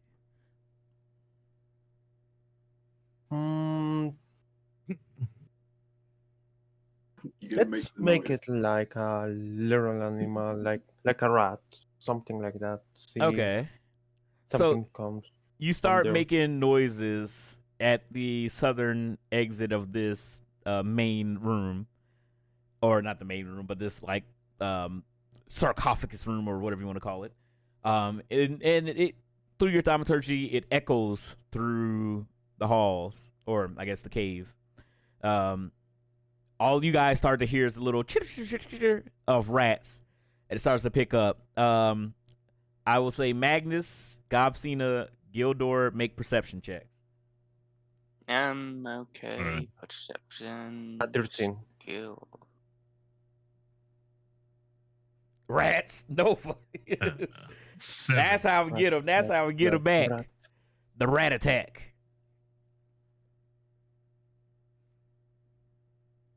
You said perception? Yep, perception for you guys since you guys are down there. I got a 13. 8. All right, I 13. got an 8. 8, and then Gobsina, what you got? They got a 7. 7. All right. Most of you guys You are don't see deaf. shit. So, after you cast the spell, you guys hear the chittering of spectral rats, or not real rats, but the noises coming. Literally, Magnus just starts acting. The fucking one kid from My Hero Academia just talking to animals. He starts making a bunch of rat noises, and you hear as they leave Magnus's lips and they echo down the caverns of this cave, and then the sound fades. And then Gildor, you start to hear this scratching and clawing noise from some creatures. It sounds like many, coming towards you guys through the cave. What do you guys do? Let's see. Well, I sounds would like like, to ready an action. All right, everybody, or not everybody, but Gildor, Gob, Magnus, all of you guys just give me one thing that you do. I'm going to ready a action shocking glass. If something runs out, I'm going to shock it. All right. I am going to, since I imagine my rage has ended. Yeah, you guys have been walking for a bit. Now, if you went in there with your wrestling buddy and it got blown up, maybe it'll still be. No, because it lasts about, I think it lasts 10 minutes now, but it's probably been a little over 10 We'll minutes. say you're still raging for at least 2 more Okay, minutes. Cool, then I'll just keep raging and get ready for whatever's coming. All right, Magnus, what do you do? Did I hear also whatever come from the cave? Now you do. At first you didn't, but now we'll just say like Gildor got the first thing and he warned you guys like, hey, something's coming. So you guys know that something's up. So just let me know what you're doing. I will prepare myself for whatever foul creature there is in there. All right. So you guys hunker down and get ready. Rasslor and Thorn, you guys don't know what's going on with the other group. You guys are exploring the crypt of St. Joseph's. What are you guys doing? I was wondering, so what's up with this pile of rubble here? Yeah, it's just like a partial cave in the hall. Would it take like a would it be a major inconvenience to try to like make a like does everyone need to make a check to get through it? Nah, I mean you're pretty big, but we'll say it just takes a little bit and you work your way through. Thorn can help you as well. I was gonna try and Yeah. clear it, or if it was. Oh yeah, if you want to, yeah, you're proficient in fucking tools. Go ahead, start fucking get your Minecraft on. Chicken jockey. There's one of those- And if I'm making an athletics check, that's a Yeah, make an athletics check and you just start like fucking. What was the black dude that tried to beat the machine and carve it through a mountain? Henry. John Henry. Yes, John Henry through this He cap. was a steel driving. It's a not a nat 20, but a 20. Okay, dirty 20. Love what you. So they All say right, go so Henry? you start you start working your way through it as Thorn has like lithely crawled his way through the rubble. You pull out your trident. Child, Yeah, what? Are you using Imagine- your trident to do this? Imagine I just reach back No. through the hole and I'm like, "Come on, wrestler!" And he grabs my hand, just fucking yanks me through instead of pulling him. Oh no! All right, so I what are could you use using the to clear help it? as a shovel. Oh yeah. Oh my god! What tool are you using? I don't know what you have. I'm just using my bare He's fucking hands. Oh man. my 32 God, inch he's pythons, punching brother. it. Okay, there you go. The 23-inch pythons or whatever the fuck. You go. I'm just maybe I'm picking up bigger rocks and smashing them with other. Okay, bigger Hulk rocks. Ultimate Destruction ass. But anyway, all right. So you use everything at your disposal: your fists, your rocks, stones, whatever, and you start working your way through it. And you clear the majority of the rubble. And you see Thorn on the other side, just staring at you blankly. I guess. How you doing tonight, Wow. Nova? Hopefully you're doing well. Hope you guys are having fun as we adventure through this damn crypt. But all right, so while you guys are doing that, the other party members, you guys start to hear the slither. You guys start to hear this noise. And as you guys are bracing yourself for impact, you see this tiny little creature slithering at you through the darkness. And one little eye shows up. Then 2. Then 3. Then 6. You see a bunch of baby ropers. And they're coming out there, so we're going to be starting combat with you guys back here in the cave. Is this a program or a game? So this is it's a website, I guess. It's a program where you can use, or you can play D&D virtually with your friends through Roll20. And there's a lot of, like, maps and things like that come programmed in there already. It's like modules that you can use. So, like, as you can probably tell, I can see everything on the map, but the guys, this is all they can see. They have limited Good vision, catch, which is Sinclair. nice. Huh? Can I make a nature check to see what I know about ropos? Probably after combat. You guys have already charged up and held y'all action, so we're about to literally start combat like immediately. As you guys are, Okay. All right. this is gonna be fun. Once it comes Do to you your want me to- turn, then you can, if you want to make a check, then you can. But you do it. Is the website pinned or anything? No, I can shoot it to you. Hmm. It's a free I s- website that you can use. I did have already action. Yeah, we're gonna do that in a second. I gotta get everybody's initiative and shit like that. I mean, in all honesty, I might just Okay. use the initiative that you guys had, and then I'll just put the ropers in there. Oh. But here, well, you know what? Oops. While I'm doing this, roll a survival check, and then I'll let you know if you know any information about these creatures. And then I'll get this all Okay. set up, and then I'll just use the same turn order that we were doing. I And got then an I'll I eight. just- re-rolled my initiative. My bad. Oh no! Oh, okay, that's why you're not. Yeah, not at 22. Yeah, not at 22. That's fine. You get to go second, bitch. Not sure. All right, and then here, and I'll drop the link in just 1 second. Sorry, I'm trying to keep everything rolling. As I got an 18 on the survivor check. I don't want this to turn into a damn two-parter again. But Right. here, What do you mean again? What happened in another one shot? Oh no. all right.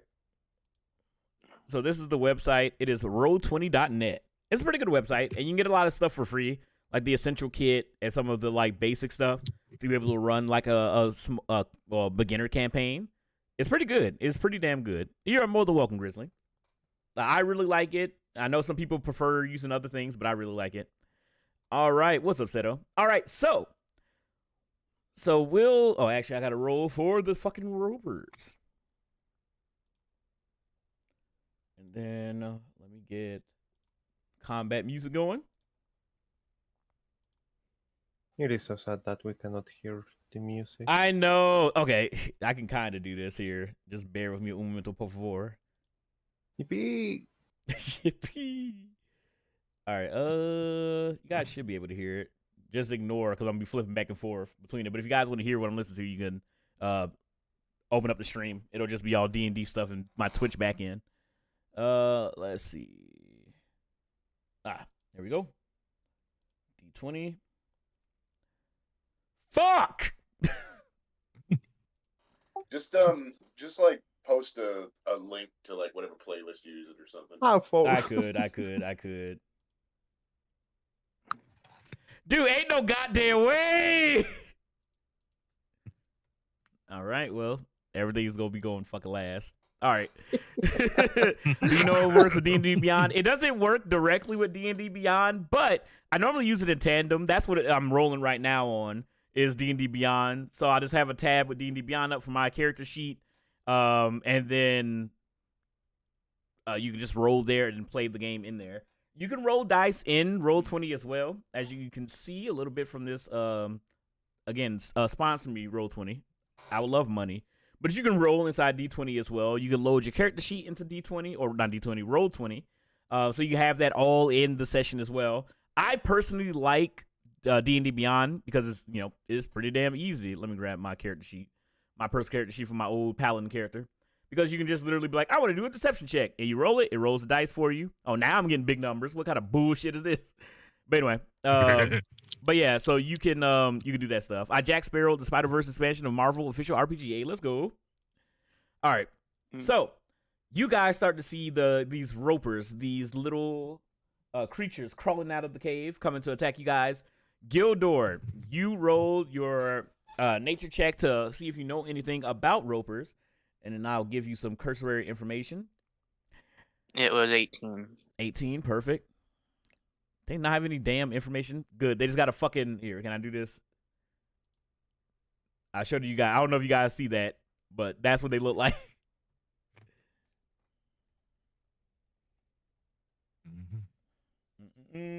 Oh, don't forget, I also have my familiar out, the crow. Yeah, she summoned them while you were looking at the bones.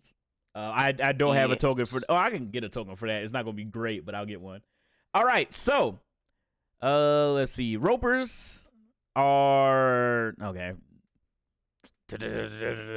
They're little tentacle creatures that crawl on the ground. You from your time in the Mage College, Strixhaven. Yeah, Strixhaven. You know Same that difference. these little creatures are pieces of a larger creature. Once that creature is slashed or cut or grows too big, the ropers will break off and become their own beings to grow, and then also break off and continue to multiply. I guess is the best word I can say for it. So you know the little tentacles are coming, and there may be something a little bit bigger coming as well. Okay. Right. With the familiar, they have their own initiative. Oh, Yeah, I know. I'll grab. Let's see.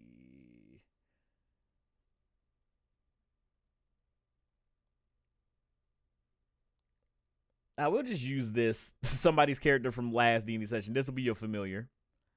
So I'll just give you control of them. And then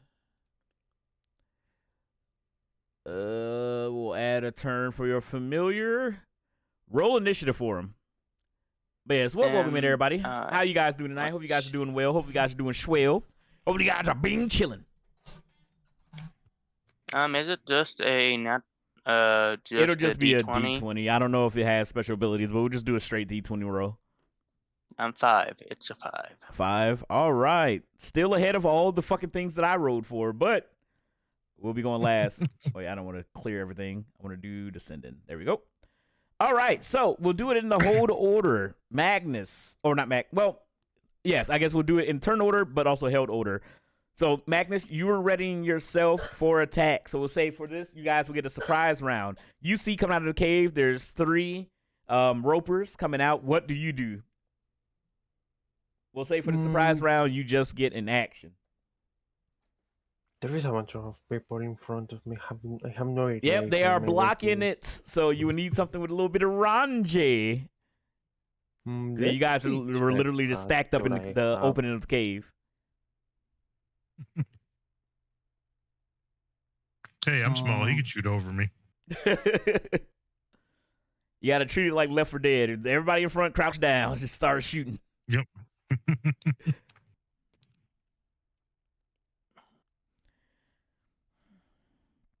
I think I actually don't have anything for a range attack.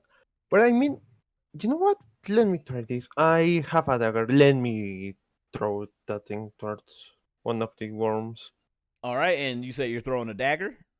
Yep. All right, roll to hit. Mrs. stabs me in the back. It's just the fucking Kung Fu Hustle scene. He goes to throw it and stabs it in your shoulder. Does a 17 hit? A 17 does hit. Let's go. All right, roll damage on your dagger throw. Is it like a normal dagger roll or? Yep, it'll be a because if it normal is- dagger roll. Nothing fancy, nothing special. Even though you're throwing it, it'll still be the same when you hit. Got it. So I believe that's a normal d4. A 2 plus my strength modifier, I believe. So a 5. All right, so 5 points of damage to the first roper. All right. Now, Gobsina, what do you do? And this is all just surprise round. So you guys are ready for it. Well, since I've already raged, I'm just gonna go up to this first roper here and I'll punch him. All right. Roll to hit. Grab him at the same time. All right.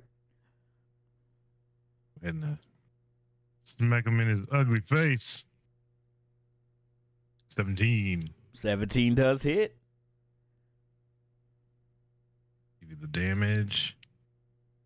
That's 9 damage. And for the grappling, I completely forgot to tell you this. They actually do get a chance to not be grappled. Yeah, I just didn't do it for skeletons because they ain't got no strength. That's fair. Yeah, if you want to do strength or dex. All right, I'll strength and dex roll. Looks like I'll be rolling dex. They will think that these guys are a little bit slippery. Mhm. All right, 11. Nope, they're grappled. All right, so the first roper, the little baby roper, has been grappled. All right, That is the end of my turn. perfect. Gildor, you are up. So you were holding a shocking grasp. Yes. Let me find shocking grasp again. You may. It is. Does a 15 hit? A 15 does hit. It will Roll take 9 damage, 9 damage. and I will actually, with a bonus action. Oh wait, no, I have another attack. It's still alive, right? Yep, it is still alive. It is grappled. It is shocked. Why you beating the little baby tentacle up, man? What he do to you? It also has Okay. a dagger stuck on I its shall. face. I shall. Is the one behind it within 5 feet of it? Mhm. Okay. Then I will use Green Flame Blade. I attack with my dagger. A 15 again. 15 does hit. It takes 8 damage. All right. Before I continue, is it still alive? It's still alive. Okay, it will take one 1 damage from the actual flame blade, and the one behind it will take 10 damage. All right. Well, they're both still up. They're the first roper is looking pretty rough, but they're both still up. So with that, Okay, wait. I have one more thing I can do. I will use my bonus action to start Blade Song. okay. So here for Which- any additional bonus action stuff, that'll be on your guys' actual turn. This is just a surprise round, so it's just one extra act or one bonus action that you guys get before combat actually starts, and then we're gonna go through the whole line of combat. But before we even start combat, as you guys begin your battle with the ropers, I'm gonna check back in with the Explorer boys. So while you guys have been clearing out this hallway, you guys don't know what's going on in the other room. What do you guys do? Oh wait, no, it's him first. I don't know. I mean, I would be moving forward. I'd be kind of like up here, like, hey, what's in this room? All right. So you But walk I mean, into... like if I heard a bunch of bullshit behind me. All right, we'll say like, this. While you guys are working on clearing out the cave, both roll a perception check. Alrighty. Nat 20. All right. Well, then I would say while you guys were digging through the tunnel, and I guess while Rastler was digging through the tunnel, and you were just there being the foreman, cheering them on, I guess. I don't know if you helped or not. You I'm standing guard, obviously. Stand aside, tiny man. I can dig better than you. So while he's doing that, you notice, Thorn, you start to hear the sounds of battle. You hear electricity. You hear the clang of a dagger. You get concerned. You haven't seen or heard from the other guys for a while. What do you guys do? Wrestler, I'm under the impression that our friends might need us. Oh yeah. I hear commotion. I'm gonna. Oh, go ahead. Yeah. I was gonna say I'd just start moving back through the completely cleared hallway that's large enough for me to skip through at this point. Yeah, so all right, you take your whole turn skipping back to the end of the hallway. Wrestler, you can do the same, and then we'll start actual combat from where you guys are. Is there a large enough rock that, like, if I threw it at something, I could hurt it? All right, what was your perception check? 17. All right, you find the perfect fucking rock to put the work. Oh man, I'm gonna fucking bean some shit with this. You pick it up, like, while you were digging through the cave, you were also sculpting a rock that looks just like you, like a bust of your head, and you take it out into the hallway with you as you guys make your way over to the rest of the party. All right, and then we'll go in normal turn order. So, Magnus, you are up first. What do you do? So I really want to go. If you want to Wait, pass Lord, through, you please could pass through if you want to get in striking range. So wait, what? I didn't know if you wanted to get into like striking distance. 'Cause I know obviously there's people in front of you. Yeah. Well. See. Yeah, I believe you're allowed to pass through friendlies. You just can't end on a taken space. Yeah, so we'll say if you want to go up forward Okay. so you can be in melee range, you can. Yeah, going through Okay. a friend's space doesn't cause. It's not like difficult terrain, so it's Yeah. not extra movement. Yeah, so It's you only can enemies. you can walk into the cave. Understood. Then is smashing time. There's no quick ball. Oh, you did Pokeball, exclamation point Pokeball. Catch stuff better dropping now. All right, roll to hit. Roll to hit. Mhm. At 20. Oh my God, 20 does hit. Do your damage, Mr. Paladin. Oh. Okay. What did I have? Okay, here it is. Dude, I'm going to get screw. At some point, I'm just getting lucky. An 8. All right, so you 8 do damage. 8 damage on the first roper in the hallway. It is now deceased. Dead. This is okay. Deceased. So I want to use my bonus action to cast. What's the name of this? Shield of Fate. Hey, let's go. All right, you cast Shield of Fate. What does that do for you, X? Okay, give me a second while I open the wiki page. Okay, a shimmering field appears and surrounds a creature of your choice within range, granting it a +2 bonus to AC for the duration of the spell. All right, Yeah. perfect. All right, then you end your And- turn, or are you gotta do something else? So, do I still have my other extra attack if I used my bonus action, or? Yep, your attacks are based off of your action, so you have your 2 attacks and then your bonus. Okay, so let me do more worm smashing. Can I move again? Yeah. Or okay. And it's going to be 12. 12 does not hit. So you try to God strike damn it. with your hammer against the roper, and it just slithers out of the way. All right. Gobsina, you are next up in the turn order. All right, so the one I was holding is no longer alive. Nope, So that is deceased dead. I'm going up to this one, and I'm gonna punch that one too. All right, roll it. Punch and grab. 10. I imagine that a 10 does not hit, A 10 does not hit. or a big swing and a miss. That happens to the best of us. It's a little dark in this cave. Yeah, it does happen to the best of us. But what I'll go ahead and do is use my action surge and try it again. Let's go.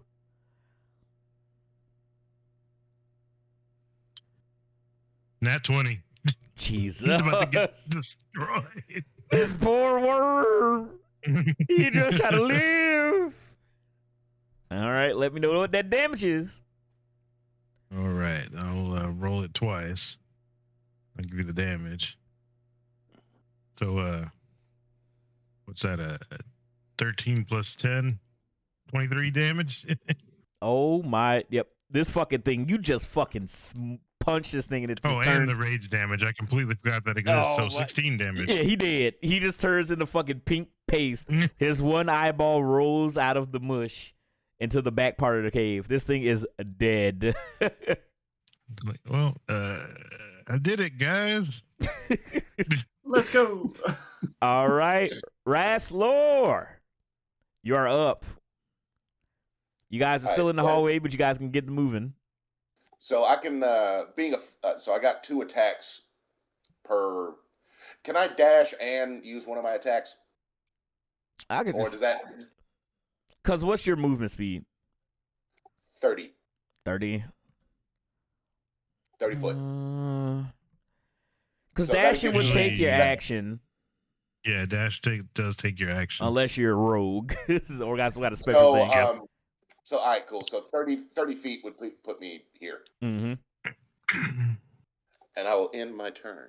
All right, Gildor, you're up.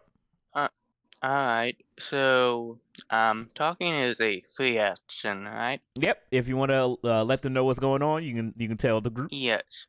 Yes, I would like to tell them. There's a bigger creature that these things fall off of. Which is all the information I really got, right? Mm-hmm. Yeah, pretty much. I'll also can I because I didn't do anything I'll else. move up. Can I use a reaction to respond and say, Yeah. leave it the fuck alone? It's not what we're here for. Yeah, you guys can chat and talk as free actions. I don't mind that. I like some good old fashioned role playing.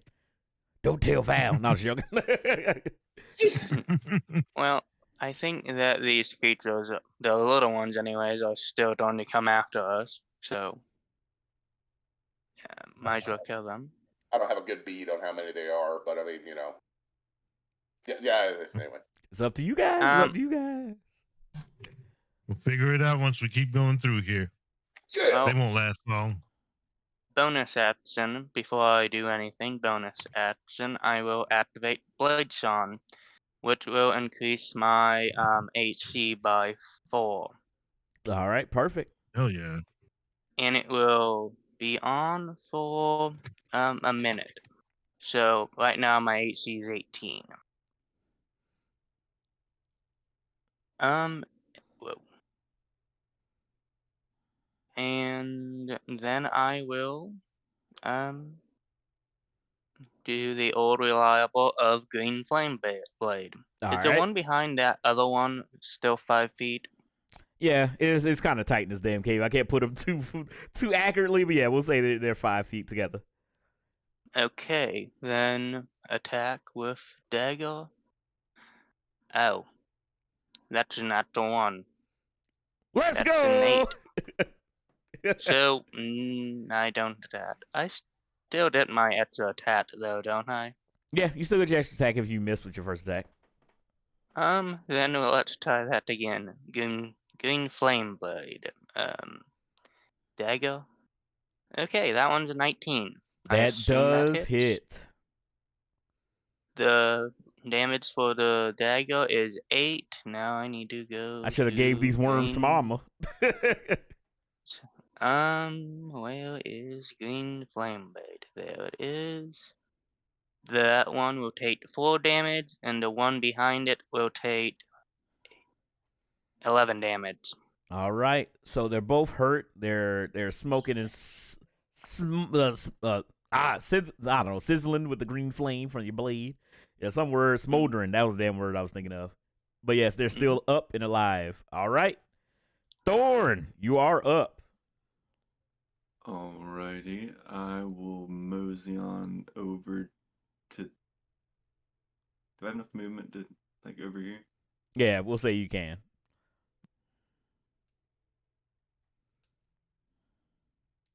All right, and then I'll do an Eldritch Blast on the one right in front of who is that? Gildor. I know it's probably hard for yeah. you to see, but we'll say you can see that one little roper. All right, I think you say Eldritch Blast, right? So that's a roll to attack. It's not a saving throw, right? Yes, sir. All right, So that's roll to hit. 11 plus. Just don't hit me. Eldritch Blast. Yeah. I mean, y'all about to get a little cinched. No, I'm just joking. So it's a 17. 17 does hit. Let me know that damage.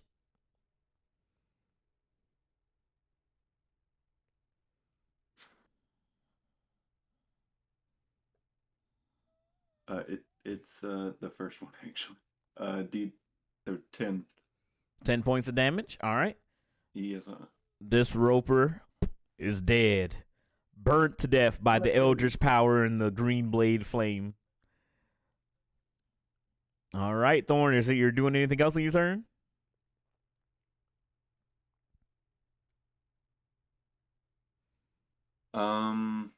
I think that's all I can reasonably do.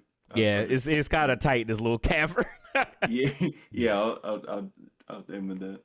All right, now it is your familiar's turn, CMH. Oh, don't really have anything for him to do. So I said he was a crow. So he's actually going to just scream, "Kick their ass!" Okay, there you go. You just And hear, that's kick your ass, kick your ass. Just screeching behind you guys. And then it is now the baby roper's turn. So the baby roper is going to come up. And it is going to...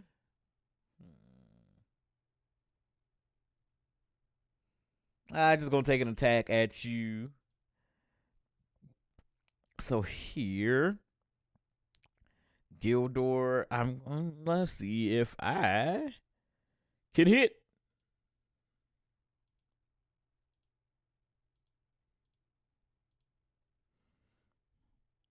Ain't no motherfucking way. what you get. All right, so I got a 6. I'm guessing that does it. Nope, my AC is 18 right now. All right, I'm gonna try again. Second attack. Oh my God, 17, or actually no, 15. So this little baby roper tries to bite at you, is nipping at you, but it's not able to get through your robes or your clothes. All Funny right, enough, if I didn't use Bladestone, it would have hit me. true. I can't have Good that shit you in this did. house. All right, Magnus, you are up. It is time to kill more maggots. Let's go. Let's go. What did I get? 14. 14 plus. Where? Okay, 14, 15, 16, 17. That does hit. Does that hit? Mhm. Let's go. Smashing time. A 7. 7 damage. All right, it's hurt, Yep. but it's not dead just yet. What else you gonna do? What did you think I'm going to do? Smash it again? Roll the hit then. Okay. Keep smashing. 6, 9. I don't think that's going to hit. Nope. 9 does not hit. Damn. They're wily little buggers. All right, is that the end of your turn? I think it is, yeah. All right, Gobsina, yep. All right. Well, I see this last little guy here, and I say, well, I'm sorry for what's about to happen to you, buddy, but then I just punch him in the face. All right, roll the hit.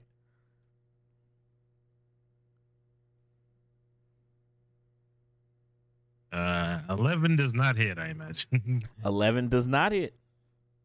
You Whipped just again. can't grab them. You guys can't hit them. You just the kid's just too quick. That's a squirmy little fella. And that's going to be the end of my turn. All right, Rasslor, you are up. I'll put my hand in the air and air tag.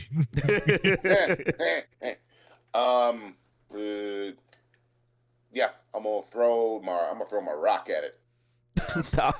All right, yeet that rock. It's a glorious. You guys just see Rassler come in there with a giant rock that looks remarkably like himself, and he just yeets it at this baby roper. All right, let me know what you got. So that's a 20, not a crit, but a 20. All right, dirty 20. So you do hit the roper. Let me know your improvised weapon damage. That's 2 + 4 for a total of 6. All right, so you see the giant bust of Rassler get yeeted. He just shock puts it directly at the roper, and all you guys hears a sickening squelch as it's crushed beneath the rock and it explodes into the gravel. And that last baby roper is dead. Gross. Gobsina, I need you to make a perception check. All right, I can do that.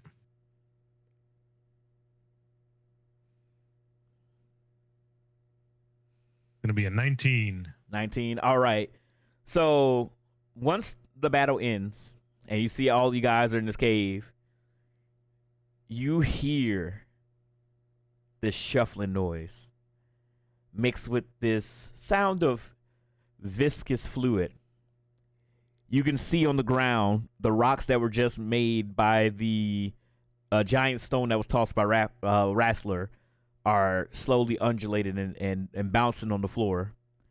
And you hear a giant creature is coming behind you. I need you, Gildor, and Magnus to make strength saving throws. Okay. Throws. Okay. Oh, that's not going to turn out well. Viscous fluid.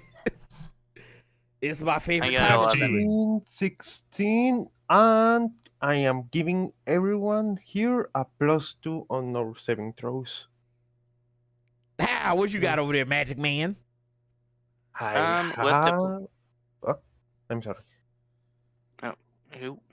Who's Magic Man? Oh, Magnus. So X, he Yeah. said that he's giving everybody +2 in the saving throws. Yep. Hour of protection +2 on saving throws. All right. Well, Nice. For everybody. everyone that's on a 5 feet radius. Sounds about right. All right. Well, then let me know what your guys' numbers are. I got a Uh, 14. All That right. gives me a 17 then. 17. Magnus, what did you An get? 18. 18. All right. So you guys see it's so quick that you guys don't even really understand it. Gob, you see it as this giant tentacle shoots through the caverns, moving at quick speed. They try to grab you and Magnus, but you guys are able to dodge and slip away. But they do grab Purchase a Gildor and pull him deeper into the cavern. Oh no. Ah. And he is yanked into the domain of the giant roper. All right. And with that, you will take from the crushing damage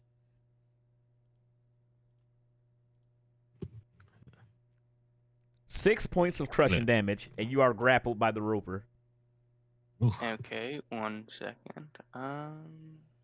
You said how much damage? 6.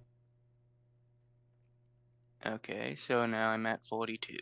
All right. And then Gildor, it's your turn. You are in the deepest part of this cave, facing down this giant monstrosity that you heard about only in books. What do you do as you're grappled with him? What did set to get ungrappled? Strength or athletics? That I one. guess technically either one. All right, roll.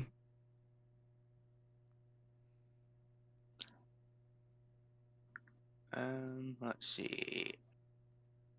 Athletics. Okay. There we go. I got a 16. 16. All right, so you're able to break free, but that takes your action. So what else would you like to do for your turn? Well, because Bloodstone is still active, I believe. Mhm. It hasn't been a minute yet, has it? No. Well, my move it's 40 feet. All So right. I'm gonna run. All right, you run. He gets an let's attack of run. opportunity on you. Will I be able to hit? Probably fucking not, but we shall see. Sure be potato salad. All right, hold on. You don't miss him. I gotta see what the hell this shit even is. All right, so as you run, he's gonna get 4 attacks of opportunity on you Jesus. from his tentacles. Then let me grab this.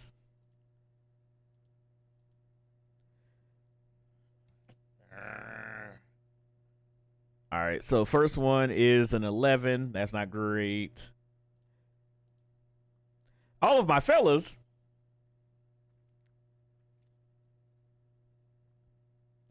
Hi, Welcome in, Raiders. I'm being hentied. Holy hell. Hey, thank you so much, dudes, for the resub. How are you doing today? Hopefully, you guys have fun playing whatever that weird game is that I've been seeing you guys play. Training for Jormy, Crypt Master. Well, it's perfect because we're in the crypt right now. And we're going to see if CMH is going to be able to survive the Ropa attack. But welcome in, everybody. Goth Wheel of Fortune. Is that what that is? No.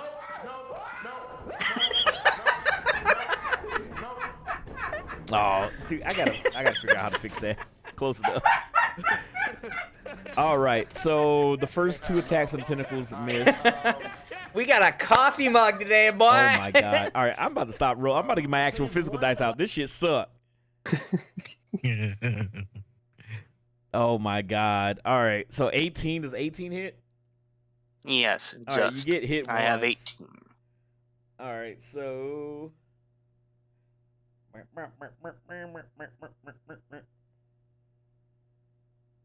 How much damage? I'm trying to see.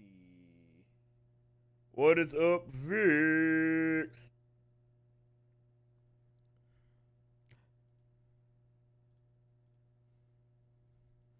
All right, you take another 6 points of bludgeoning damage. Tell Droppin he left us to suffer without him. I know Droppin was y'all ace in the hole, getting all the answers correct.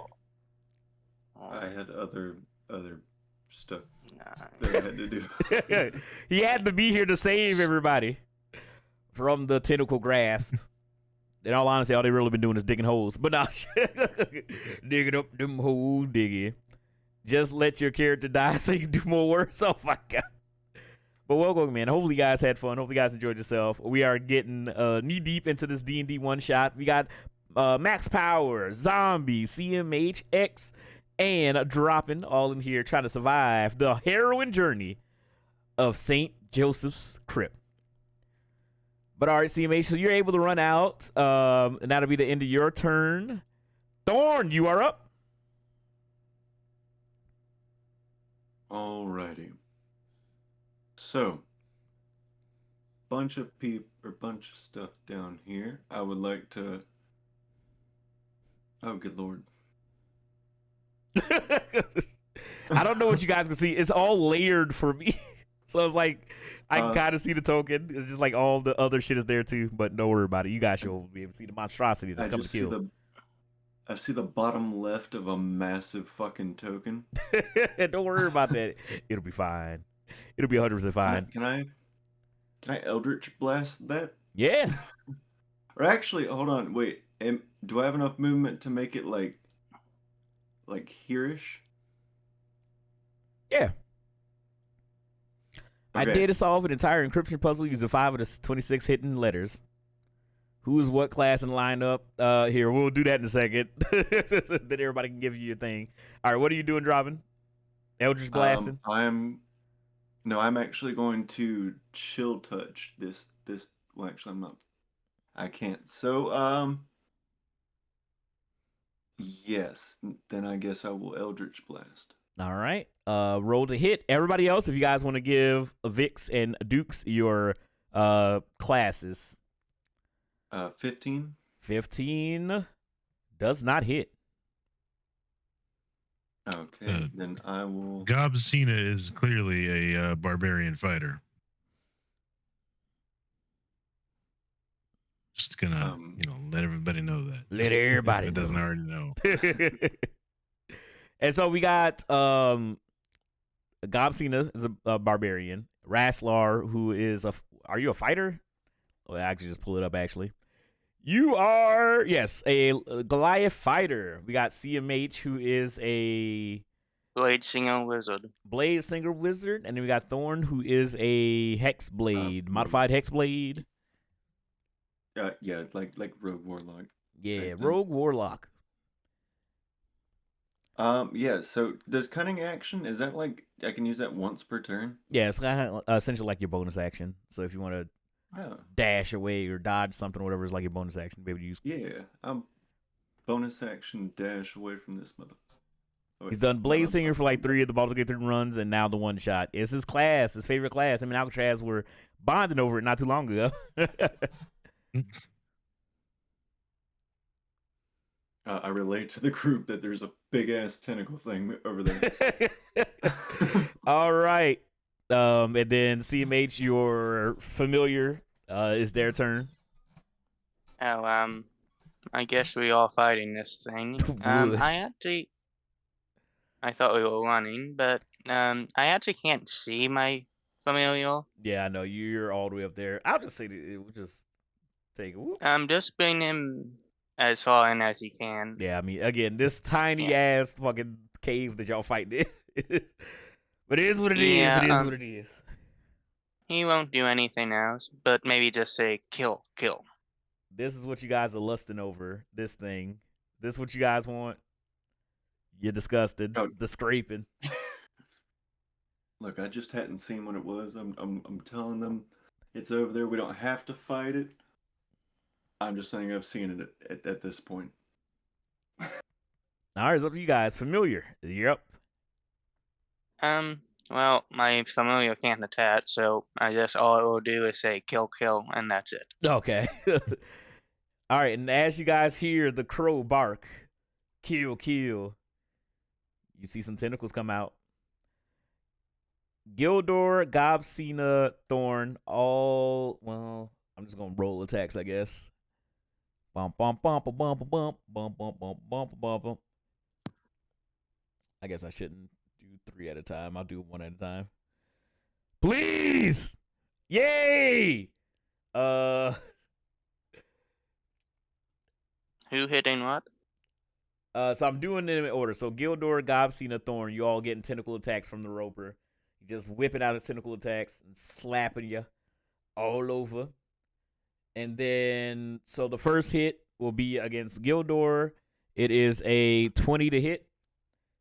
Okay. How much? Is that a nat 20? Did I get critted? No, it's not a natural 20, so you didn't get crit. But I will be.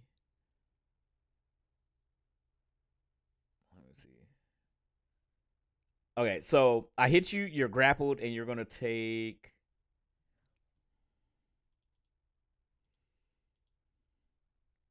Four points of crushing damage, and you're grappled by the Roper as he starts to slowly drag you towards him.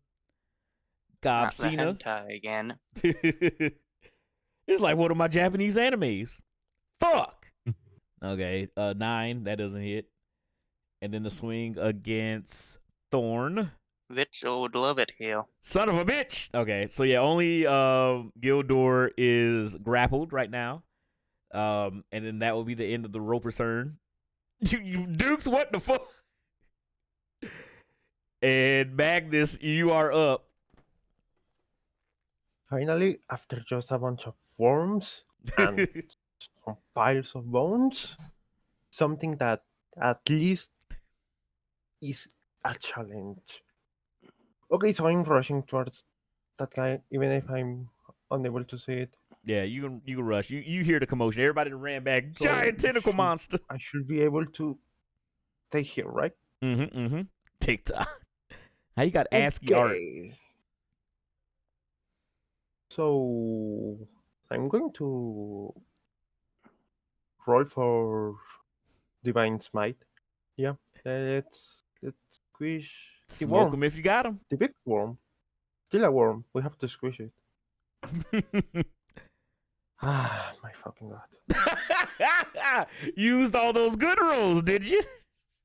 A 2, yeah. A 2, damn. 2 without modifiers, still. Yeah. Not enough. All right, you can Okay. roll. You can roll another hit for your second attack. But welcome in, guys. It's good to see you. Hopefully, you guys are doing well. We're just doing another D&D one shot. 4. 4? Okay, yeah. Yep. Sorry, you did not hit. God damn it. Anything else you Okay, want to let's do before we move on to the next see. turn? Let me see what I can. What else can I do? Okay.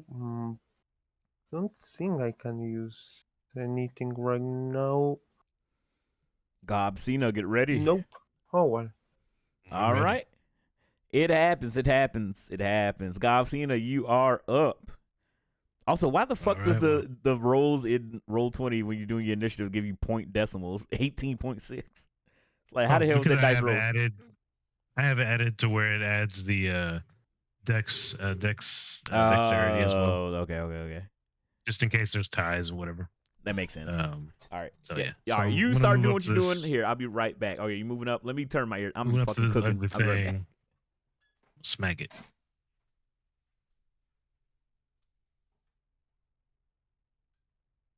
I thought that was like an Austin 316 joke. Good. That's Can I fair. get a hell yeah? Hell yeah.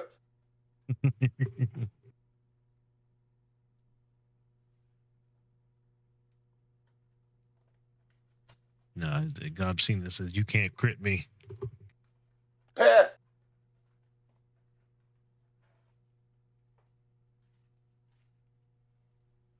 I got lazy with it. I rip off Nature Boy. I just go woo. What? All right, Yeah, I'm see, back. you're ripping off Nature Boy and Macho Man. Nature Man. The Macho perfect Boy. Macho Boy. The Macho cream always Boy. rises to the top. I wanna rolled be- a 24 for a hit. All right, 24 does hit. Would hope so. Now, how big is this thing?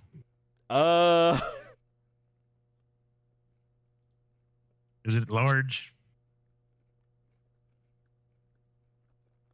It is large. Okay, because I can't grapple it if it's large. So I'll just start punching it. A granola bar. Nothing fancy.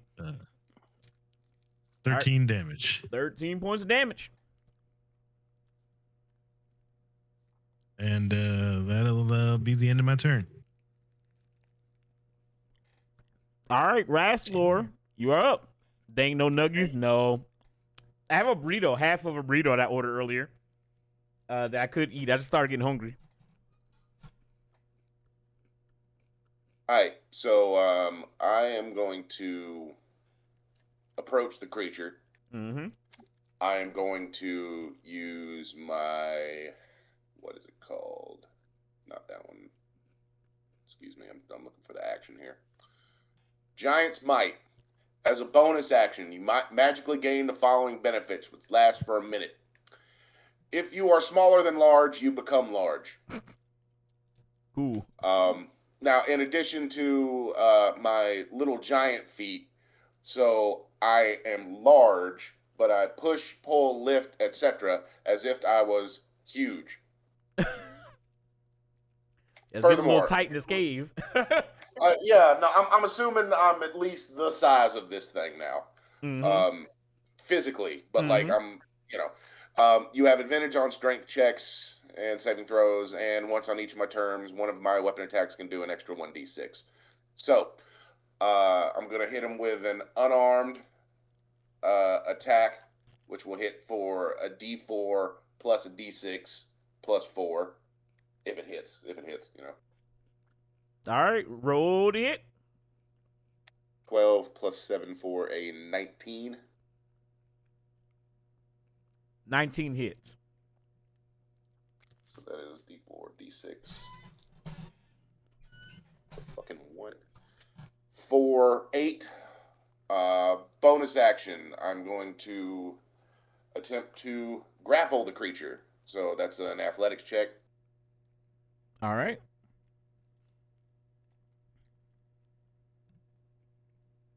So 17 plus 10 for a 27. He is now grappled. I am going to fucking throw it into the nearest wall for. Go ahead. I'm grappled by it, so if it's just thrown, am I also thrown? Let's find out. All right, you say you throw it into the wall? Yeah, or I mean, considering it's really gonna be more like I just sort of smack it into the wall. I'd imagine with the space of the place, right? Yeah. So make you roll, and I'll explain how everything goes down. Cool. So I'm basically using it as an improvised weapon to attack the wall. Yes. So what do we call that? A D6? All right. So this is what we'll do. We'll do your here. Let me pull up your account. Because I'm the way I'm using it is that it's the damage is based on size difference. So I'm huge. He's large. It'd be a D6 plus 4. Yeah. Do a D6 plus 4. Cool. And then I want you to roll an athletics check. All right, cool. I was just about to say, do I need to actually make an attack to hit the wall? Mm-mm. But so that's this. I keep fucking falling off my damn.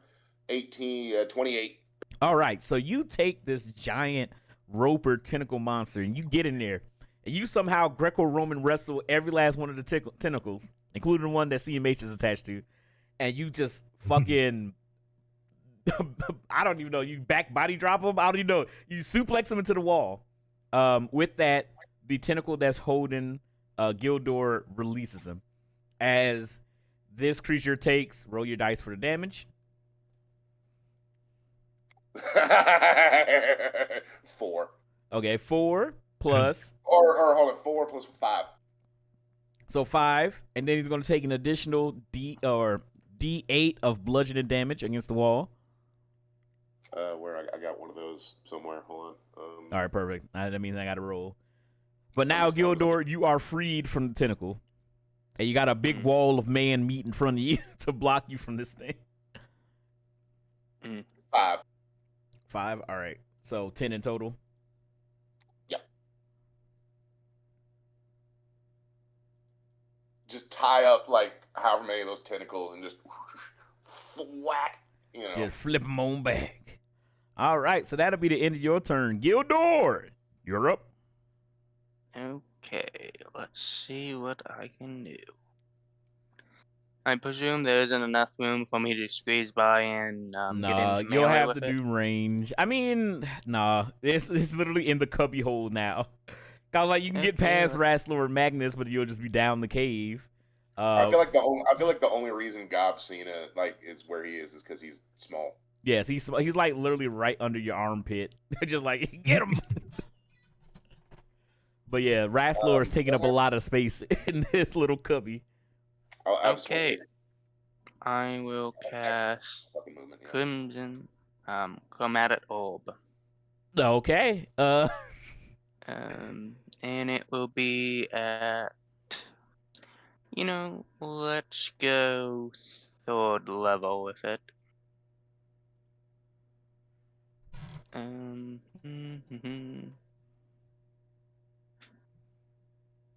You sure you don't want to do Fireball? That'll be funny. No, I'm good. I'm assuming a 11 does not hit. 11 doesn't hit, no. But you Okay. turned into a cool disco cave. I'm going to move back some more. Wait, doesn't Hello. chromatic orb uses a It's different elements. saving throw? It Or uses a spell slot, which is I that wasted another it. spell? Huh? Oh no. Well, that one spell slot gone. Let's see. Yep, that will be my turn. All right. Can't do anything else. Thorn, you are up. Wake up, dropping. Time to fight tentacles. I'm awake. I am going to be, let's see, Scorching Ray, which will use up one of my spell slots. But let's see here. I make a ranged attack, so it creates hold on. I hurl 3 fiery rays. I can choose either 3 separate targets or just put them all in one, and I make a ranged spell attack for each ray. All right. Roll them die. Let's see here. That is an 11, which probably doesn't hit. That's a 25, That does hit. and that's a 8. Good All right, lord. so one of the scorching rays impact the creature. Roll that damage. 2, 6, 7 damage. All right. Are you doing anything else for your turn? That's about it. All right, so the crow calls kill, murder, kill again.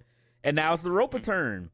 So the Roper is going to be fucking furious. He's going to take 2 swings at Wrestler, 1 swing at Gobsina, and a bite at Magnus.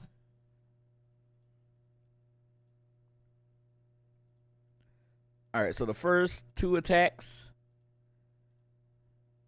at Wrestler. This fucking sucks. All right, so one of them is a 9. That sucks. The other one is a 17. Does that hit? 17 matches my AC, so that will hit. All right, make a DC or just make a dexterity saving throw or strength saving throws.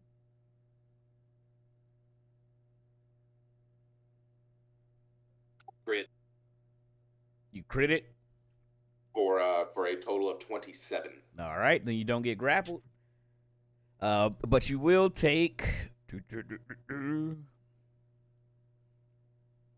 6 points of slapping damage. That's not an actual terminology, but whatever. You take a big old slap. And then for you... It absolutely should be. So for the next attack, Gobsina, we got 13. I'm guessing that doesn't hit. 13? No, that does not hit. All right. And then a biting attack against Magnus.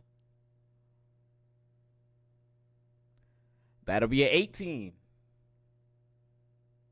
Doesn't hit. Oh, my God. Oh, yeah, you got your shield up, don't you? Yep. All Still right. active. Well, the Roper is still looking fine. He's taking his attacks, but you guys are wearing him down. Magnus, you are up. Okay, this time I'm actually going to hit the Divine Smite. Okay. I hate myself. Oh, two. no. A 2. Yep, I'm not going to add modifiers to that. That's not going to hit. You dust yourself off for trying again. Let's see. I guess I'm going to try and smite again. Like I don't have anything else to do. No, wait a moment. I do have something. I forgot. Have guiding bolt. He about to hit us with a fucking hammer and on. Yep, guiding bolt. Okay. How much does this do? 4d6s. All right, and his guiding bolt. It's been a while. Is it a DC saving throw or attack roll? It is an attack roll, for what I'm reading. All right, well, roll your 4 bolts. Gives advantage for other attack rolls on this roll. Okay. 4d6, I said, right? Mm-hmm. 4d6. Oh, wait. First I need to roll. You gotta see if you hit. Okay. 3, 6, 7, 8, 9, 10, 11. Does that hit? 11 doesn't hit. Oh, god damn it. Well, that's it for my turn. Lady Luck is not on your side tonight, X. But next up is Gobsina. Doo, doo, doo, doo. All right, let's do it. So I'm still right in front of him, or he's still right in front of me, rather. Yeah. So yeah, I'm just gonna go ahead and punch him in the face again, right in the eyeball. Hey, it's the oldie. It's a goodie. 18 to hit. All right, 18 does hit. Right. Let me roll the damage for you, and then I am also making a reckless attack too. So with that, I believe it. Yeah, it's gonna fuck you up next turn if it gets one. It will. That's the damage there, but let me roll that extra 2d6 with the frenzy. 6 more damage on top of the 12. So 18 damage. Oh my goodness. You fucking fucked this thing up with a punch. All right, you doing anything else with your turn? Nope, just gonna stand right here and look at him and say, come get some. All right, tag out to your partner, Rasslor. Hand up, tag, you're in. I roll for an unarmed attack. Crit. Oh my god. We got a wild deli board in chat. Really? All right, we'll roll your massive amount of fucking damage. So that's gonna be 2d4 plus a d6 plus 4. So fuck, where did I put my other d4?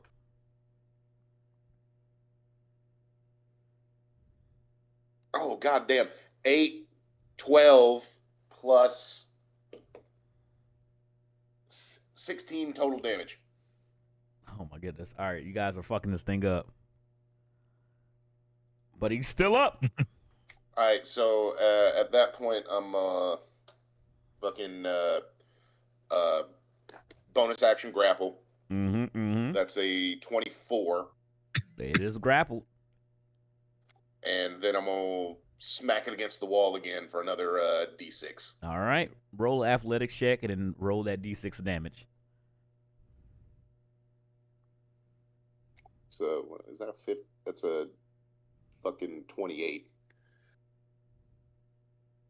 Huh? And yeah, I hit a 28 for my grapple check. Yeah. Oh, I thought you were about to say for damage. I was like, wait, what the fuck? How you do that? Oh Christ, no. Damage is 7. All right, 7, and then roll. Okay, and the 28 was for your athletics check, right? And my extra D6 this round because I'm big. Okay, roll that as well. 1. All right, perfect. All right, this thing is looking a little worse for Aware, Gildor, you are up. Okay, I have a question. Yes, sir.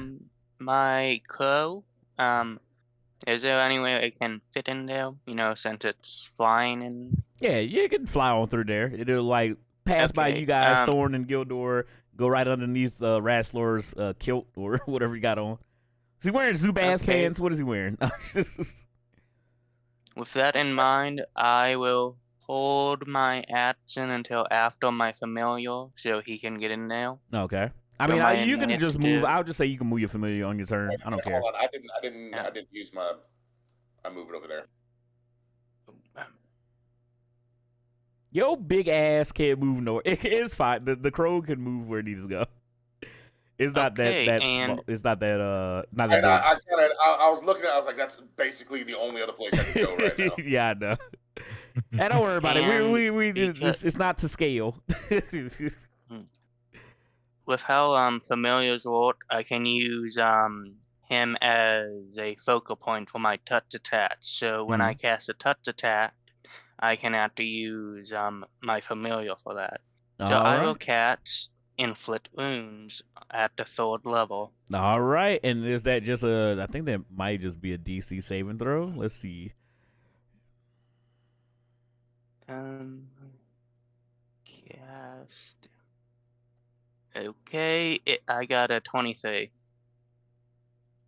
Oh my god! Don't look at how I can't spell nothing. Apparently. All right.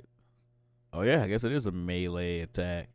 All right, you said you roll Yeah, what? I got a 23. That fucking hits. All right, fucking And the necroticize damage this is damn thing. 33 damage. 33 damage. What the fuck? Oh, I guess he It's did a 3rd level, right? Yes, 3rd level. All right, And so- the first, it's a 3d10 first level, so Yeah. it's in like another d10 every level. So, how do you want this thing to die? See, The crow will fly up to its game mortal, and it will touch it with its talon, and it will basically just liquefy like acid that's kind of dissolves oh my into god. gold. So yes, you guys see as the crow runs up, just screaming bloody murder, as it touches one of the tentacles of the roper, and you see it start to dissolve like that that one green bitch from the Wizard of Oz. And it's just fucking, whoa, what a world! And turns into golden viscous liquid, and the roper is now defeated. It was fucking metal. All right, so you guys have murdered the roper. And you cleared out this little cave. Is there anything else that you guys would want to do? I would like to investigate the cave to see if there's anything in here. All right, I so want to get my dagger back, so all right, so you go and you just pick up your dagger, you grab it back. For you, Gildor, roll an investigation check. For the rest of you guys, what are you guys doing? I'm waiting a minute because I'm too big to. Yeah, you live here now. You can't escape. I'm gonna, look on in here and Well, see if that's there's not anything great. else. I only got an 8. All right, so in this cave, you guys see, you can imagine this is even though it's attached to the crypt, it is a natural cave that looks like it's been weathered through by probably just like, fluctuation in the topography of the mountain that the crypt was built into. Also dug out a little bit by the ropers. You can't really tell how many ropers that may have been in there, or if this layer was just for the one big roper and this roper babies that leaked off of it after it's grown too large. But yeah, it's just a natural current cave. You don't see anything really of note in this cave. The exit at the south entrance of the back of the cave just leads to more caves, but nothing of note really.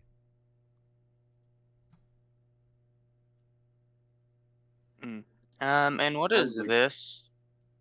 It goes off the map. Is this just nothing? Is yeah, no man's See land. here? No man's land there. Okay. Man's So If this was near Automata, if you went that way, you would have got End and Sea, and then the journey would have been over. Y'all just leave the cave. Guys, Wrestler actually cleared out the cave up ahead, outside. right, It'd be well, big let's enough head for up all that of us way. to fit now. Let's go. All right, so you guys leave the cave and head through the secret passageway that was found by Thorn. You make your way through a clear, just so immaculate. The fucking stone is just like it looks like it's been spit shine. It's just It glistening. matched the marbling from the entrance. Yes, they did a damn good job while you guys were getting killed by tentacles. Not really, because nothing I make can ever hurt one- anything. one more thing, I'd like to roll another investigation check. I didn't get a chance to do it in this room In this room as well, because yeah. yes. Roll another one. Let's see. Investigation. I got a 10. 10. You are going outside the bounds of the map. Paul. I am in your walls.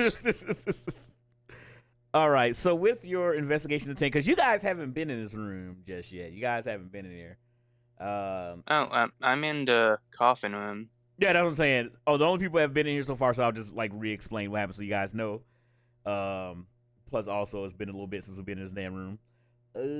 So this, as you can probably tell from the information that you got when you guys initially took the job on, this is the actual main room of the crypt for St. Joseph. There's three rows of thick columns running from the top or north to south of the room.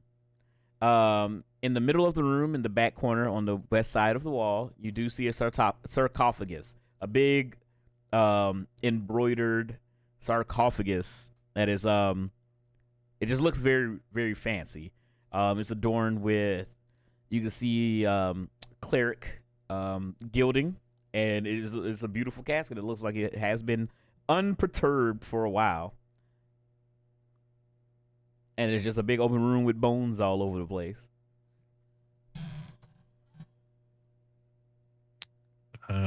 You know what? I'm gonna go ahead and look inside the coffin. All right, so Oh shit! you guys can't get enough of touching things. All right, so Look, I haven't touched one thing in this whole place. It's my turn. It's your turn. It's your turn. All right, you immediately disintegrate. Now,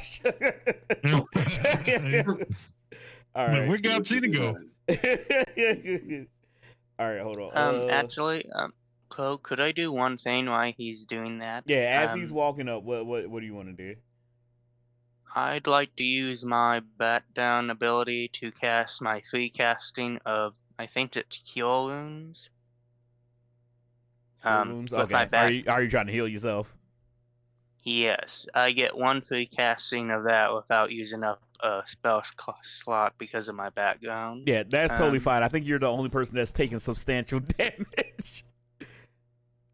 Well, My plan was healing you with an extraction from Game over, man. Divine Game Smite, but okay, I heal It for didn't go 6 as planned. damage. over. Perfect. And then X, were you healing him as well? 8. I can't. That was my 7, plan 8.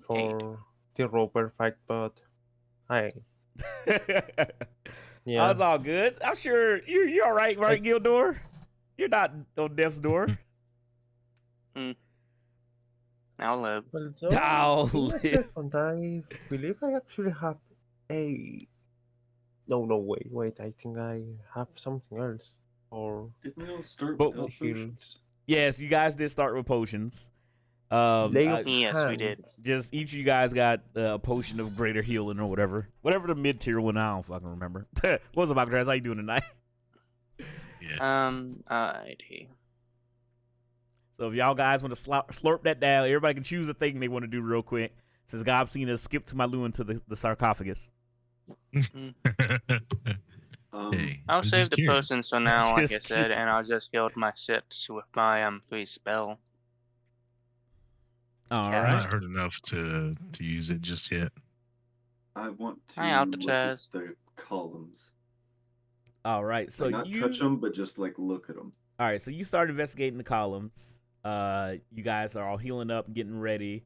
As you guys are in the main room of the crypt, and you start to hear a familiar jingle, the jingle jangle of bones. As you look up, you see skeletons start to appear all across the room in different areas Oh, I picked a as bad they all color. start to coalesce together. As soon as Gobsina gets closer to the casket, they come How around. tall is the ceiling? The ceiling of this room, Yes. we'll say about 20 feet. Mm. And Good to then, know. so you see the skeletons arrive, and then you see these two shadows, these spectral figures appear, flanking the casket. And then you see, as Gobsina approaches and puts his hand towards the sarcophagus, black smoke erupts from the sarcophagus, and you hear, "What fools would they send to my crypt? Haven't I done enough? Haven't I killed enough? Haven't I destroyed enough? It was my time to rest. And yet you've woken this warrior's ancient bones. To what end? To die?" I And mean, as to your end, your time is up. Our time is now.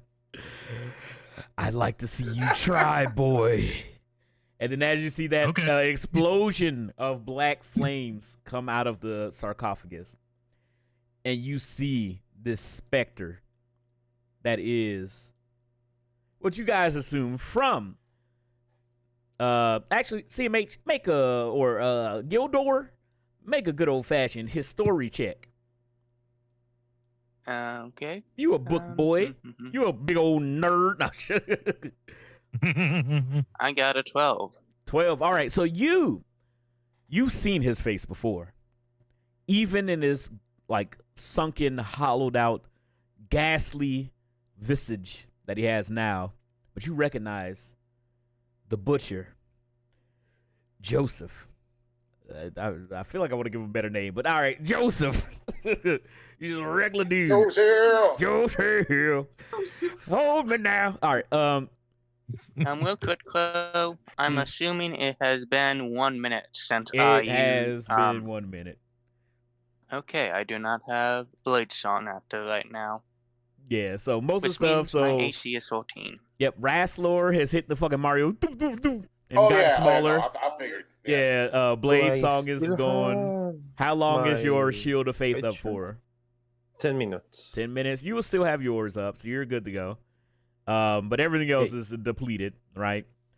But then you notice, I mean, you guys are here. The skeletons have coalesced together.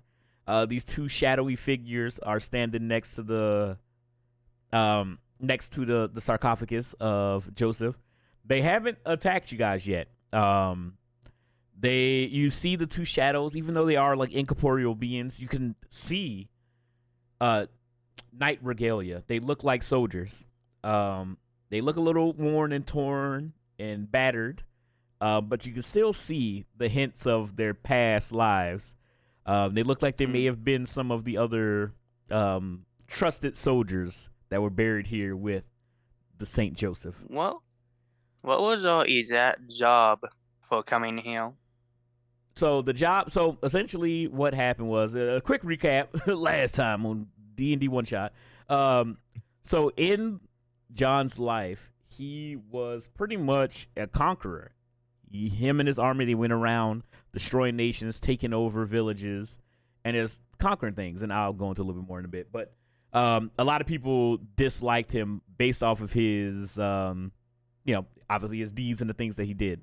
But when he went to this kingdom that hires you guys, he saw the butchery. He saw the devastation that the other kingdom that they were fighting did. So he decided to turn over a new leaf and decided to side with that kingdom to order to pretty much obliterate the other side, right? So at the end of his life, once he was able to help turn the tide of that war and died, a lot of the people started to regard him as a saint. That didn't go over well with a lot of people in the country because they still remembered his past deeds as a butcher, as the warmonger that he was previously. So they don't think that his past deeds have really washed away all of his sins, or his last deed washed away the sins of his, other transgressions. So they ended up destroying a lot of the shrines and a lot of the places of worship for Saint Joseph, and that made his spirit come back angry, and they started to affect the people around the country. So taking over people's minds, killing people, everything like that. You guys were sent here to stop it. Stop his ghostly apparition from causing more harm to the people around. In a Cliff Note version, I guess. Alright, Gilgador will speak. Okay. We're simply here to put you to rest. Your revenant is causing great harm to this country that you worked so hard to save, that you gave your life for. All right. So when you say that to him, you see his eyes. They start to burn like red embers. And he looks at you and he says, "What is rest? There is no rest as long as there's battles to be won. I will drive back every enemy. You all brought this on yourselves. You awoken the conqueror. You will taste my blade." Anybody else want to say something? I just can I just cut him off and like wing a trident into his head? All right. So you wing a trident. Roll the hit.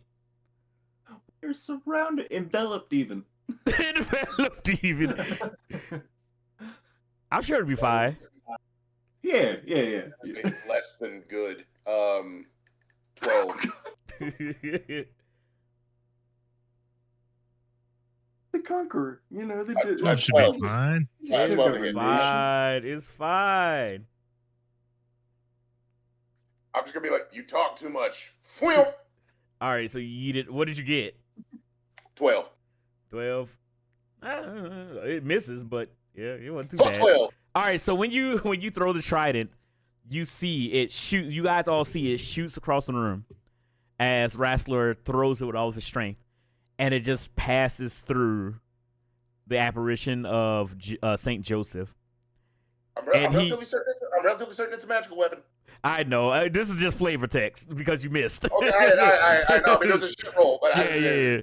It would hit otherwise, but since you missed, it just hits, and you see the trident impact the wall behind him, and he looks dead at you, and he says, "Yes, this is what I've been looking for."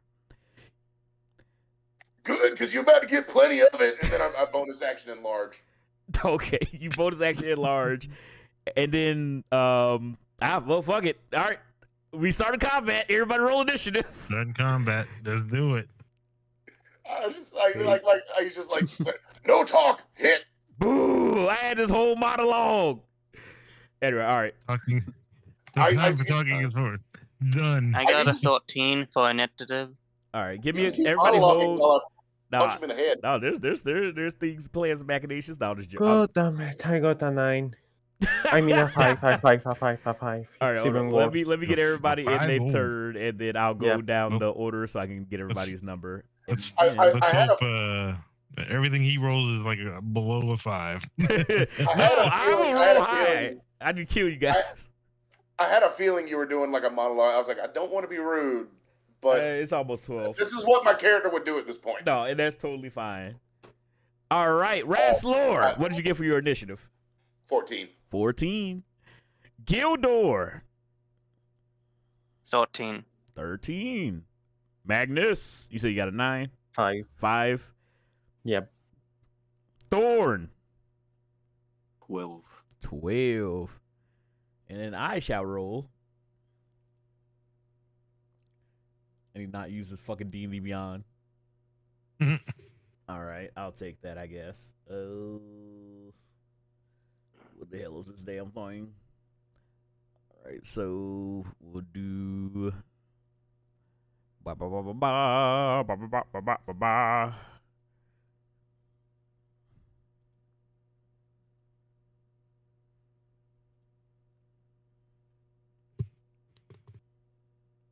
Ah, fuck it. I should just let everybody move at the same turn. All right, whatever. Make it easier for you. Yeah. All right. So, with that being said, boop. Gobsina, you are up first. All right.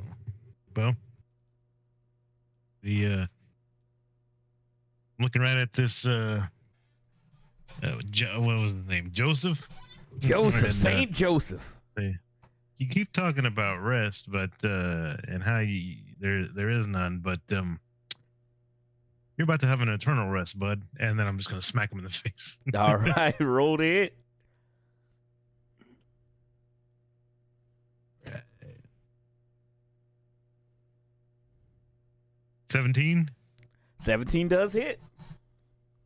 Beautiful, beautiful, and I'm gonna reckless attack to add the extra damage on there. Yes, yes, yes. Go ahead and do that for you, and we'll also grapple him as well. Get away. There we go. So got 11 plus 6, so what? 17 17, all right. damage. You And somehow he's grappled. grab onto his incorporeal form and you hold him still. And he just looks at you. And he just starts laughing. And you see blood start trickling, spectral blood trickling from his jaws as he laughs at you. He looks like he's ready to fight. And sorry, how much damage you do to him? 17. 17. Good lord. All right. That's the end of your turn? Yeah, yes. That's the end of my turn. Raslor. All right, so I'm gonna pull that second trident from my back. Shrink. How many tridents he got hiding in his butt? Just the two. Just the one and the other one. Fucking 5, 10, 15. And yeah, we're going for a big hit. All right, roll the hit. Just get my other D20 so I can roll both of these at once. Okay, so that first one is a, what is it, 9 plus 7, 16. 16 does hit, sorry. Kick ass. All right. Fucking, I need a D8. That second one is also going to be a hit. It's like a 20-something. All right. Yeah, roll damage on both of your attacks. Let me know what you got. There's a fucking D8 when you need it here. D8 plus 4, so that's 7. And 7, 8, 9, 10, 11. 11 for a total of 18. And I'm going to use my fire rune. When I hit a creature with an attack using my weapon, I can invoke a rune, this rune, to summon fiery shackles. The target takes an extra 2d6 fire damage, and it must succeed on a strength saving throw with a DC of 14 or be restrained for 1 minute. Okay. I'm not going to lie. You're probably going to kill this fucking thing. What's the additional damage?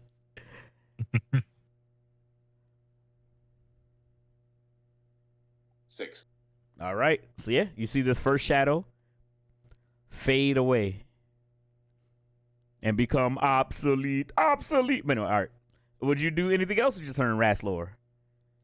Let me make sure. Once you invoke this rune, cancels for a minute while restrained by the shackles the target takes. All right, cool. Yeah, that's bump that. That is my turn. All right. Gildor, you're up. Question. Do you have the statistics for T-Rex or no? No, I don't, but I'll figure it out. Yes, I'd like to cast a spell, and that spell is going to be polymorph on myself. All right, so you turn yourself into Tyrannosaurus Rex. I Yep. would make a token, but it's late. Okay. And that would be my action. Yep, so you're Tyrannosaurus Rex. You got a 13 AC, 136 health. You know what? Can I get a picture of him? I can. You know what? I'll make the damn thing. I just dropped the thing in the D20 chat. Wait. Nope. Bang, bang, bang, bang. Sorry, I'm over here just listening to fucking D&D music in my ear. Oh, wait, I was supposed to be playing. Oh, fuck. That wasn't the music that I want to be playing for this. Where's the music? It did one. Damn, I funked it all up.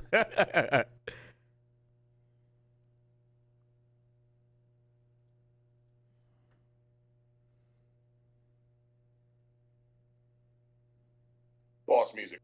Yeah. Some good old-fashioned boss music. Put some hair on your nuts. All right.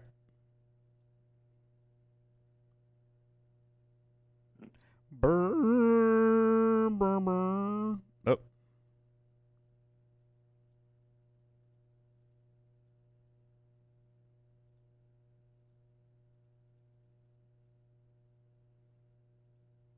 Can I not? What the hell?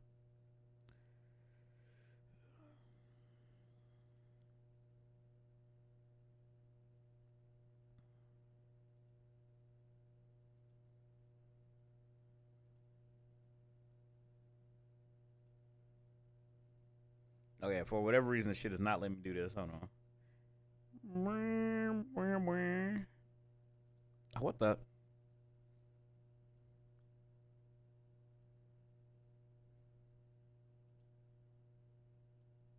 Bum, bum, bum, bum, bum, bum, bum.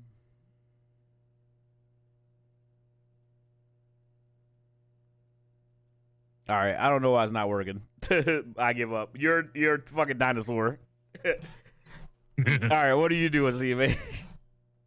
Well, that was my action, so I think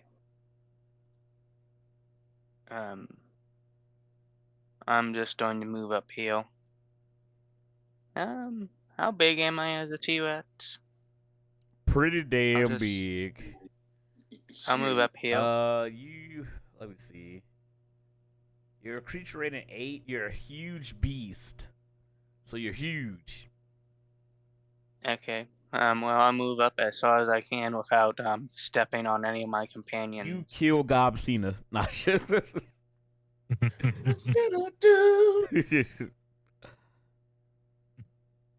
All right, so that would be the end of your turn. Yep. Thorn, you are up. I will move. Yeah, I will move towards this skeleton and hit it with a finesse rapier attack. You said I had 130 as a T-Rex hit points. 132 hit points as T-Rex, yeah. Holy, I just need regular dice. An 8. What are you trying to attack? The skeleton? The skeleton. All right. Let me see. And you rolled an 8 total. All right, you miss. Yeah. Wait, disengage, and I'll move back over here.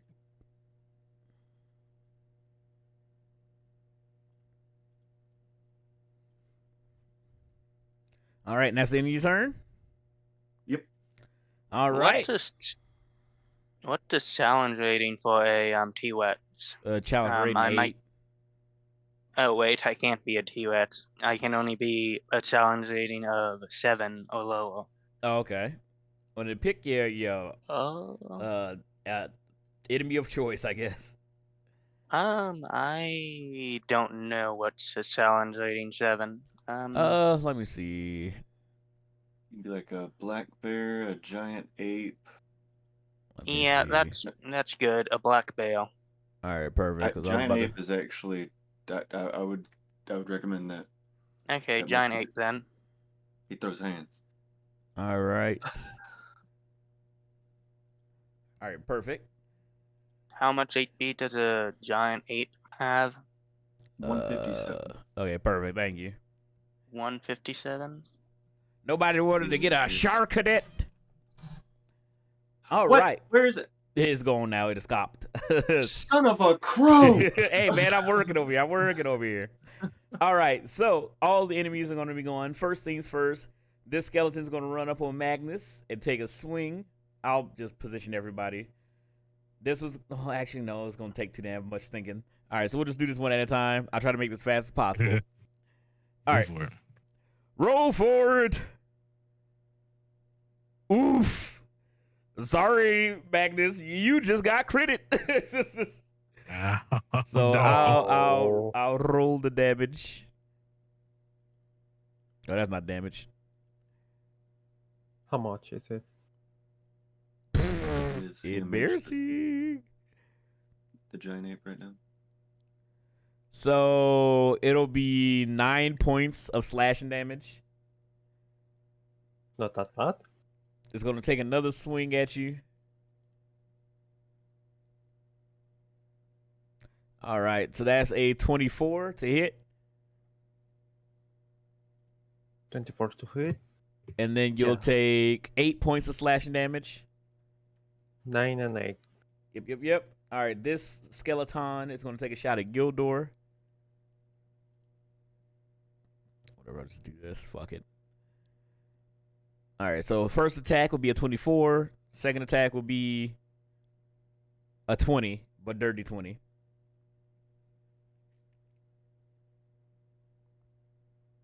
Yeah, these skeletons learned their lesson. Yeah, they you don't know. You probably killed this dude's skeleton grandma. Yeah, y'all just thought y'all was gonna get away scot free. Nah, it's time to pay, motherfuckers. All right, and then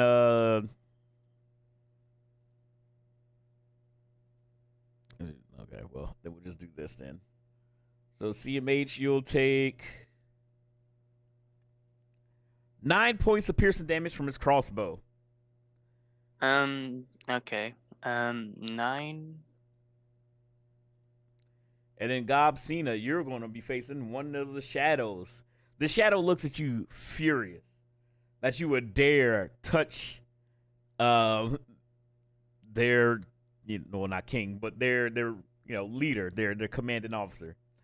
So that shadow will come up to you and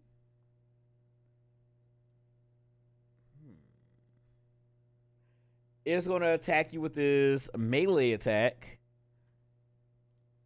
It does have advantage because I have reckless attack. Yeah! So just letting you know. All right, let's see. Fuck! Oh, I do a stupid amount of damage. Wait, what did I roll? 9 and 4.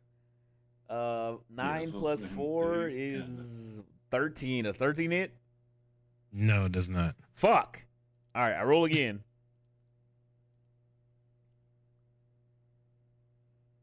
Yay! 19 plus 5. That hits. That hits. All right, so it's going to hit you with 2d6 with the strength drain attack. All right, take your 7 points of necrotic damage. And then your strength score is reduced by 1d4. So your strength goes down by 3 points. If it's reduced to 0, you die. Wow, how dare.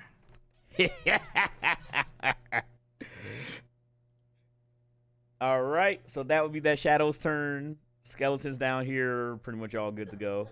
Raslor, you'll be taking an attack. And then Thorn, you'll be taking a crossbow bolt. We'll do this first.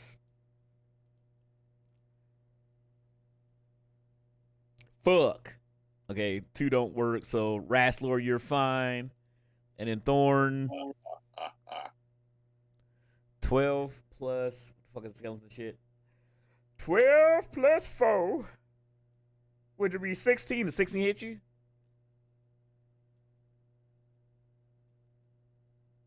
Dropping the 16 hit. It does. Okay, 16 does hit. So you will take 3 points of piercing damage.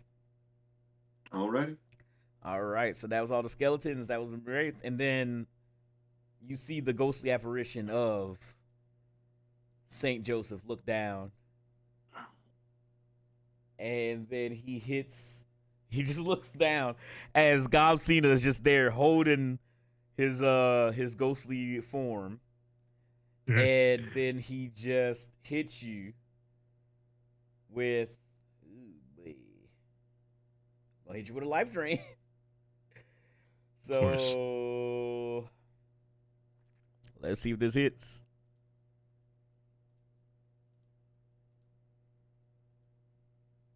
Oh, I get an advantage, right? Yeah, because I reckless attacked, everything gets advantage. All right, so 21 to hit. All right, so you yes. must succeed on a DC Constitution saving throw. Okay. I can totally do that. Go ahead. No, I can't. Oh, shit. Well, it was nice knowing you. I have a +5 to that. What the hell?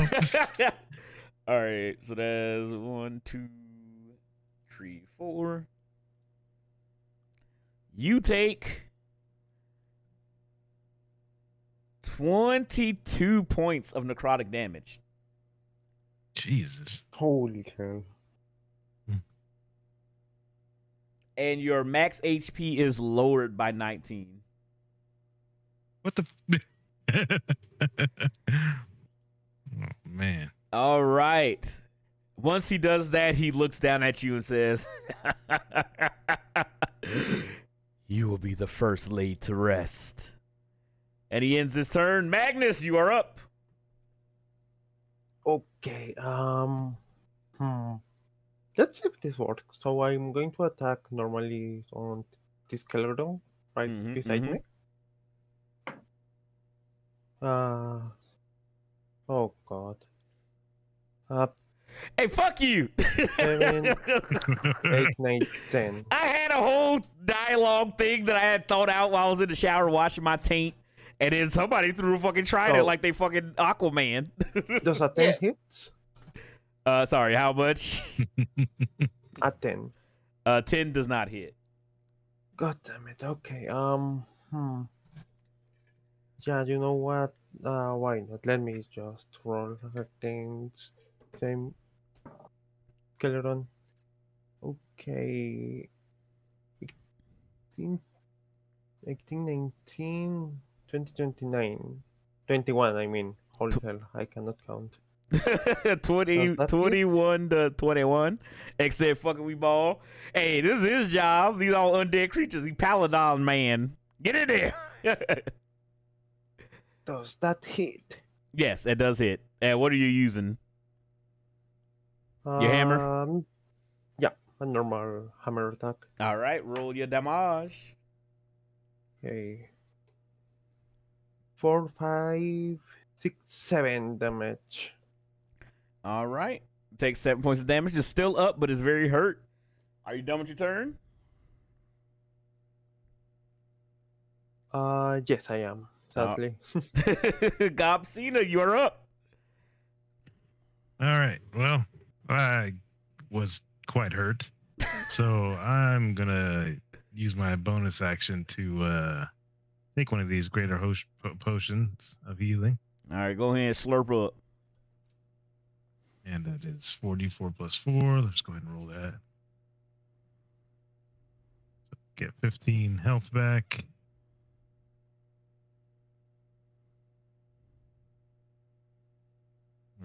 almost at full health because my maximum got lowered. Don't worry about that. Don't worry about that. Ain't no skin off your teeth, right? Right? No, not at all. Good. Who wants I'm to get still sucked very next? angry. Still very angry. So I'm gonna punch this guy in the face again. Oh, there we go. There we go. Go out fighting. Reckless. A 15. Reckless. That does hit. All right. Let's do the damage for you. Then I'll do that extra damage. Oops, that's the wrong page. There we go.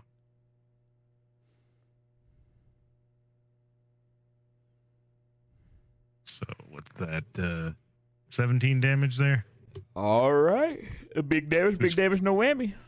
Big ugly face. All right. That's the end of your And, turn, or you? And then I'm going to do, let's see. I think because I did. Also, Vix, I don't know if you're still here, but what time do y'all want to start tomorrow? I just wanted to sleep in a little bit. I want to wake up 8 o'clock in the morning next before this one. Figure out where that was. But I'm down anytime in the afternoon. All right. Sorry. What are you doing? I'm running away. Okay, you skedaddle. I'll let that happen. Skedaddling. All right, you skedaddle. Yeah, you can go ahead and move and skedaddle. I think I've done enough to you. Yeah, well, there's something that says I can after I hit or something, I can. Okay, perfect. Run away without opportunity attacks. So, or it's half my movement speed. So, didn't we agree on 2 or 3? I just kind of said 2 or 3. Sorry. Like, all right, a wrestler tagging you in. Go get him. Wrestler, you're up. So what I'm gonna do is hit the one that's in front of me. All right. Actually I might not. For 9. 9 does not hit. Shit. All right, in that case, it's getting tridented. All right, roll to hit.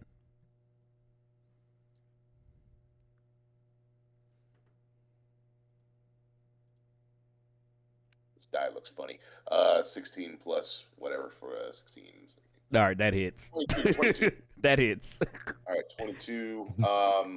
On right quick. So the trident, I have mastery of the trident. You're training, blah, blah, blah. If you hit a creature with a trident, you can force the creature to make a con saving throw, DC 8, plus, whatever the fuck for me, with a proficiency bonus. I think it's 8, 19, 11, 12, 13. I think it's like a 15. And if they fail that, they're prone. All right, so I got to make a DC save? DC 15. For con, okay. And you take, sorry, I'm taking my sweet time over here. All right, this motherfucker did not save. It takes 5 damage. All right. On top of other damage with the trident? Yes, actually, my D6 for being big. All right. 3 or 2, just 2. Excuse me. So an extra 2. All right. So the skeleton does fall over prone, and you guys hear like a fucking Tom and Jerry's xylophone noise as it falls, but it isn't dead, but it is prone.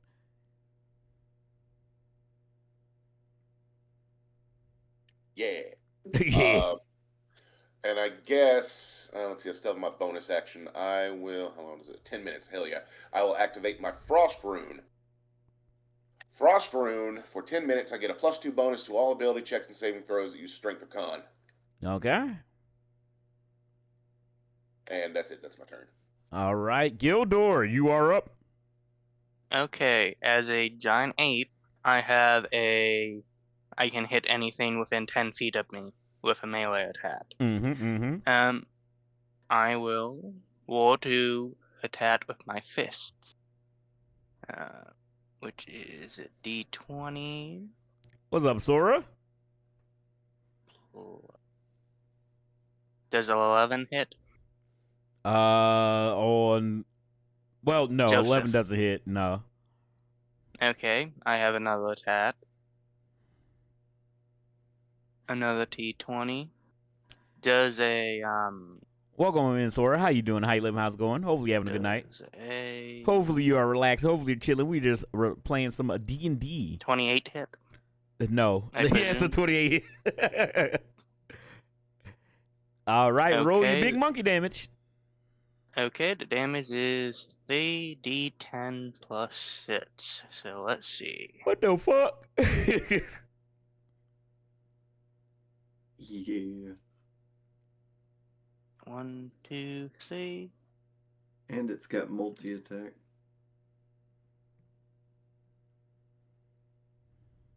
Alrighty. It is 10 plus. No.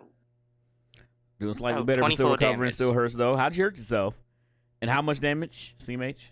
24 damage. 24 damage.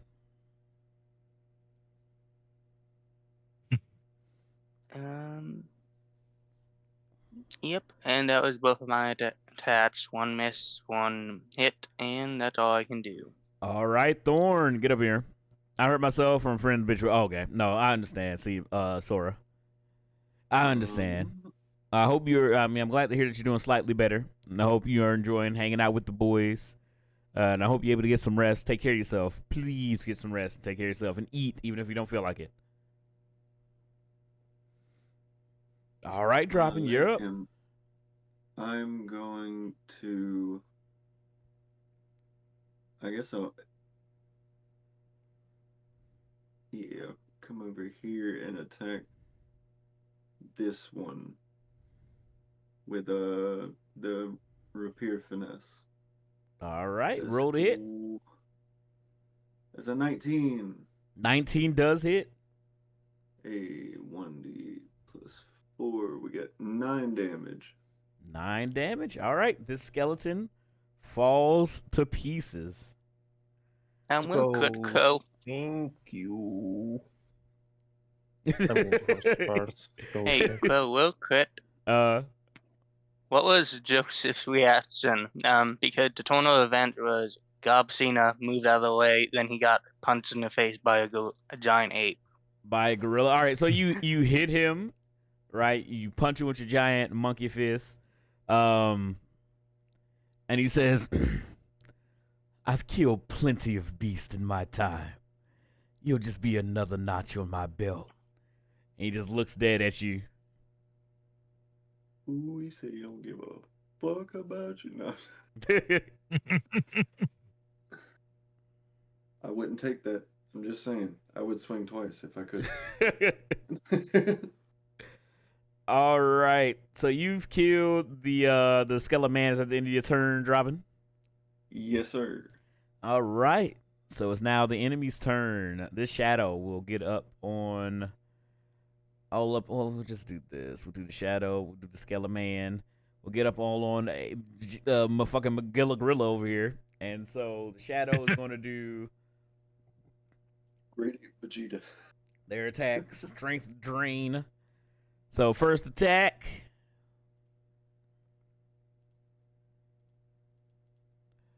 My AC is 12 right now. 12. I've rolled a Ooh, fucking no. 20. Oh no. And then my second attack. 14 plus 4, so 18. So both attacks hit. The first one's gonna be a crit. So I will Okay. roll 4d6. 1, 2, 3, 4. So you'll be taking 16 points of necrotic damage. And your strength modifier will be dropped by 4. Okay. And By then 4, you said? yep, and the second attack hit, so that'll be an additional 6 points of necrotic damage. Okay. And your strength modifier will go down by another 2. Okay, so now I'm at the plus 4. Okay, good to know. All right, and then Rasslor, you will take a crossbow shot from that one skeleton down there. 12 plus 4, 16. Does that hit? No. No. Take another shot. All right. So both of those miss. Fucking weak ass, bitch ass skeleton. All right. And then this skeleton will take a crossbow shot at Gobsina.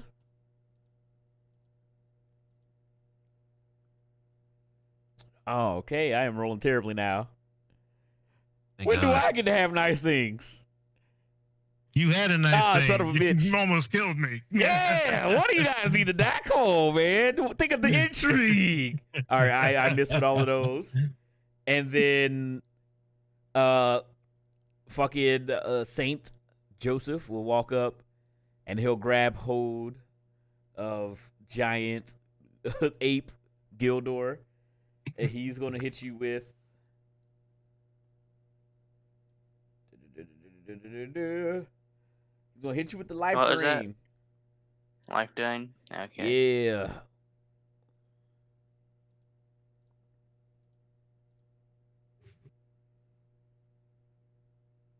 Fuck. That sounds good. All right. What did you roll? A 9. Mm. So it didn't work. All right.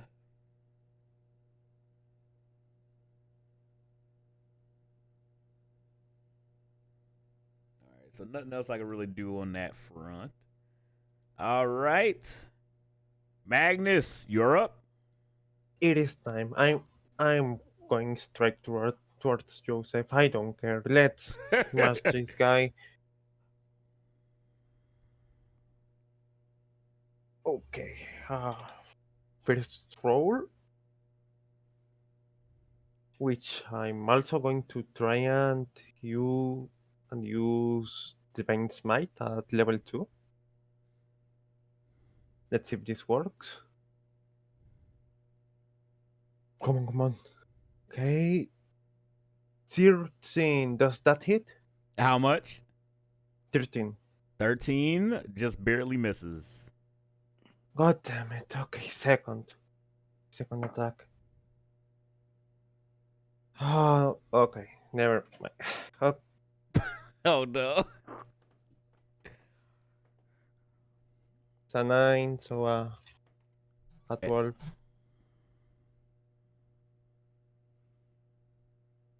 All right, that's the end of your Yeah, turn. Yep, that's. How many All right. turns has been with constant misses from me? Oh, you hit a guy. Hit him fucking. Gobsina, yep, next. All right. Well, I have a question, Crow. Mm-hmm. That stink drain, it affects both my gorilla form and my actual form, right? Yeah. Okay, what happens if I go to 0 strength? Do I automatically die? pretty sure that's what happened. Yeah. I'm still good, but I thought you were about to naturally say I only I'm dead. no, I have 9. I have 9 strength, and I already have 4 out of that. So, yeah, Ah, you'll be fine. You'll be I fine. have 5 strength in my normal form. I wouldn't suck you again. Yeah.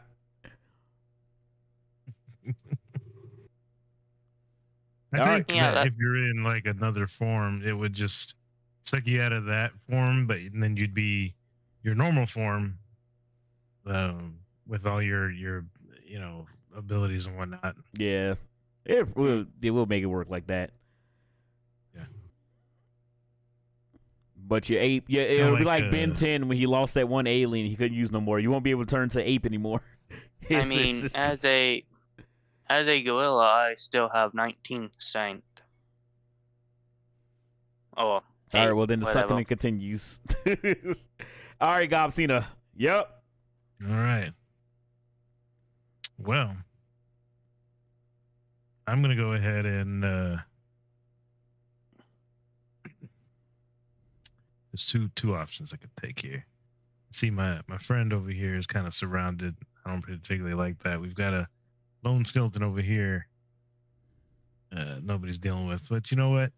I'm gonna help my friends, and I'm gonna try to get rid of this shadow by smacking it in its face. All right, roll to hit. Alrighty. An 18. That does hit. God, I was so close to a crit. We don't need no more of those.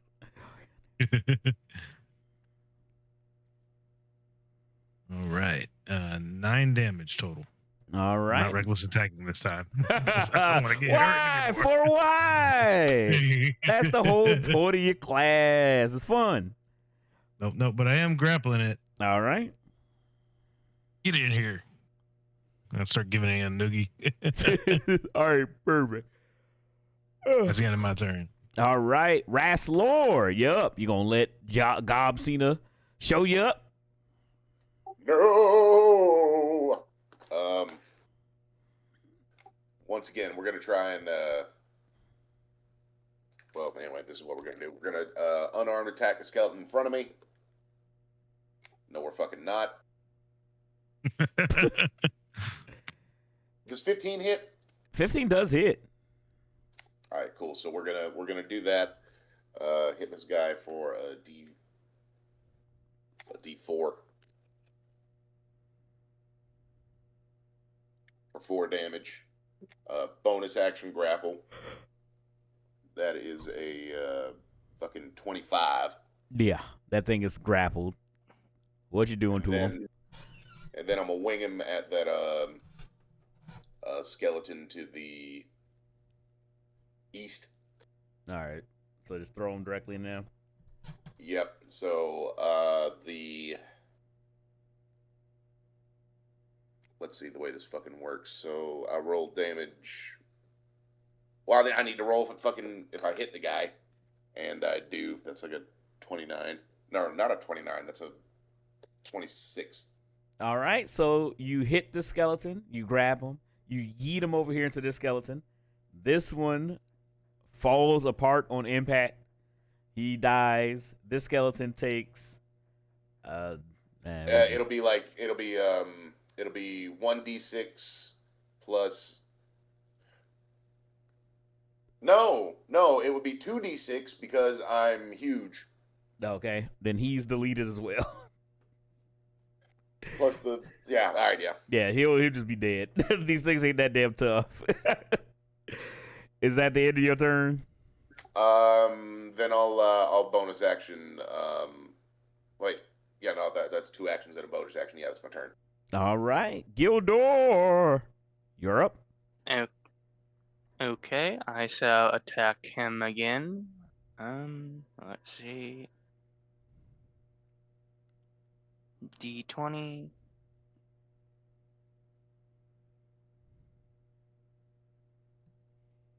It is 20. Does a 21 hit? Yes, 21 does hit. Okay, now I will do the 3d10s. Rotate. I got and it's 26 damage for that All right. one. So when you guys see, oh sorry. I do have another attack. Mm. Do I need it for Yeah, Joseph? yeah, you can do another attack. Okay. Roll a d20 and 17, 26. 26 does hit. 1, 2, 3. And that one not as good. I only got a 14 damage.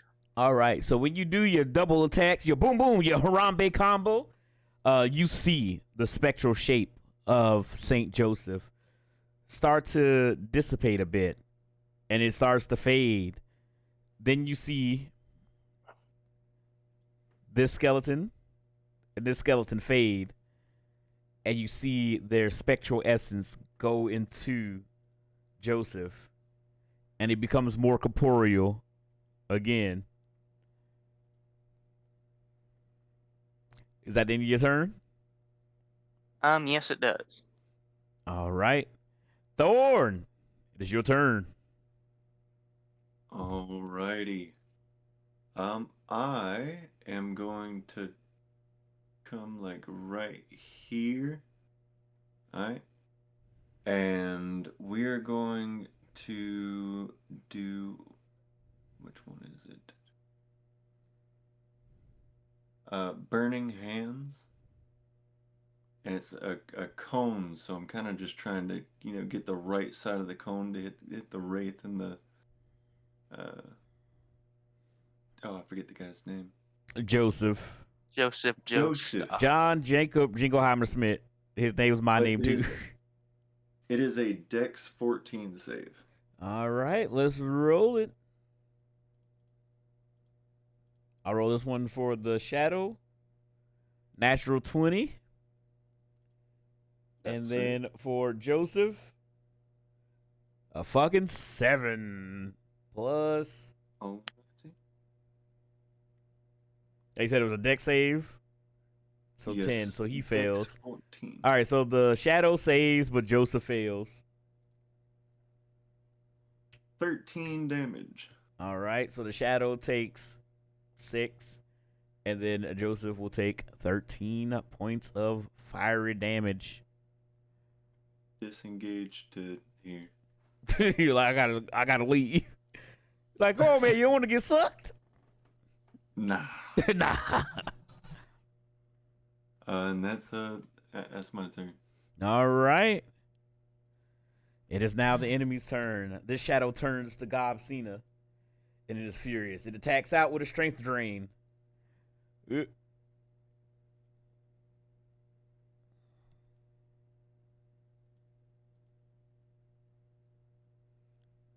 All right, so 18. That hits. All right, so the strength drain does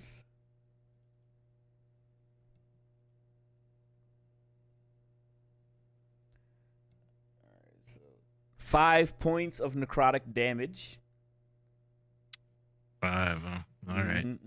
And then you lose 4 points of your strength. 4 more to my strength. 4 more to your strength. Yes. All right, so that's the shadow's turn. The skeletons are, I think, all dead. So the last thing will be Joseph. He reaches out to you. He says, I fought many a paladins in my day. You will fall to me as well. And he goes in for the grab to hit you with the life drain.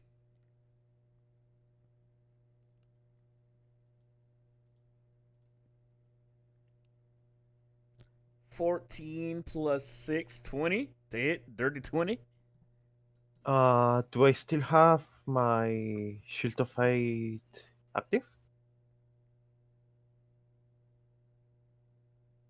How long does it last? 10 minutes. 10 minutes, yeah. Okay, it barely misses. Barely misses. All right, so he tries to reach out and grab you, and your armor lights up ablaze and rejects his hands. So you don't take any damage. Might on my turn. All right, and it is your Just you turn, wait. Magnus. Just you wait. He's gonna roll something higher than the 5.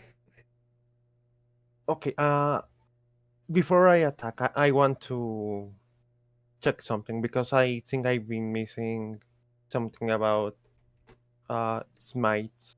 Yes. Okay, so if I miss, do I lose that use of smite, or do I still have it? You can still have it. My next. Okay, so Yeah. I've been wasting a bunch of spell slots for nothing. I mean, Oh, I well, think in live and learn. normal, I don't remember how it actually works, but fuck it, I don't care right now. So you can still have them. Got it. Okay, so let me roll for my first attack. Let's See how go. it goes. Let me see how that roll goes. Can you hit? Nope. The first one misses. Oh no. All right, you got a second try. It also miss. God damn it. Oh no, X. Ah, All right, don't worry about it. Your boys got you. Your boys got you. Gob Cena's up next. Yeah, let's go. There is I'm much to hear. worse for wear. Welcome My to strength D&D. is No, I guess my I'm going to my use. muscles are going away. This I guess I'm boy's over going here to use atrophying. potion. But I'm gonna try it again. I'm gonna How many? smack D4? him with a 15. 15 does hit. And sorry, X, what were you saying? How many D4s do I need to roll for the potion? Oh, what is it? 4d4 for the healing 44 potion. plus 4, I believe. Yeah. 4 D4s? Okay. And I'm gonna do it. I'm gonna reckless attack with that. So let me. Oh man. My favorite words. I bet. And because I'm a goblin, I'm gonna use my Fury of the Small that I haven't used yet. I'm gonna use it now and add 3 damage. What on better top of that. time than in the clutch? Yep. So what is that? 14 damage 14 damage to the shadow. to the shadow. All right. It takes a bunch of damage. It isn't dead just yet. Oh, how dare! I will use my. Why didn't I do this before? I'm gonna use my second wind All to right. gain some more health back. Perfect. All right. Raslor. There we go. Yup. I'm about to fuck this guy up. All right. I'm gonna get in position. I'm gonna double hand my fucking trident, so I'm throwing D10s with it, All right. and we're about to fucking do the fighter shit. 1 crit. So I got okay. So I'm gonna try and roll just a hit. All right, so that's a crit. Mm-hmm. That's a 15 plus 7 is That hits as well. 22. So both attack hits. The first hit crits. There was and I'm also going to fucking action surge All right. He going big. Going big. for 2 more, which I want to go ahead and get the 12. Will 12 hit? 12 will not hit. And a second crit. Okay. Well, fuck me. All right, so that's give me a second. Let me. All right. First one's a crit, so go ahead and double your die. The damage die. I clicked out of D&D Beyond. Give me just a second here. It happens. It happens.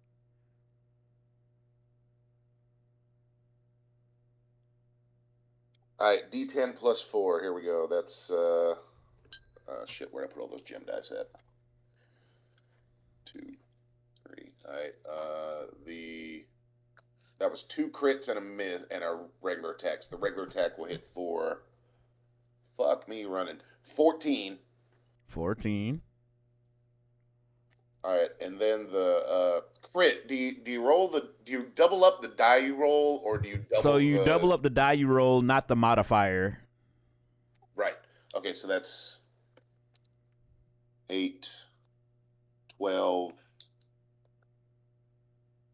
13, 18.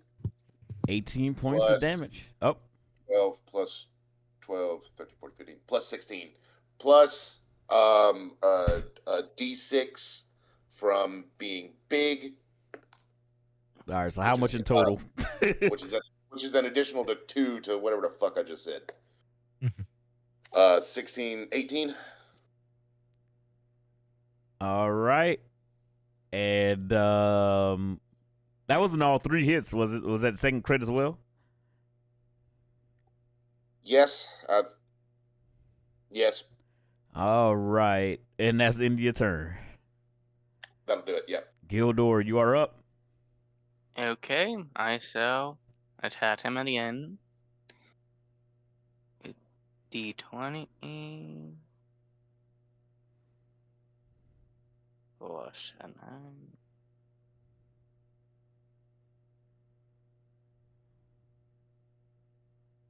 Okay, so 14 plus 9. That would be 23. All right, that hits. 1, 2, 3, and damage. 21. 25 points of damage. I attack him a second time. All right.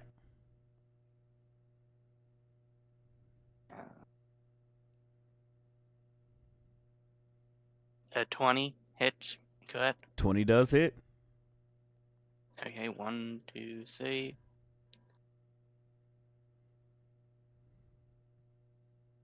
17 damage. All right, and with that 1-2 punch, you see as it really does impact the corporeal form of Joseph, this shade, she fades away. And he becomes strengthened again. He's still very hurt, but he's still around. Thorn, you're up.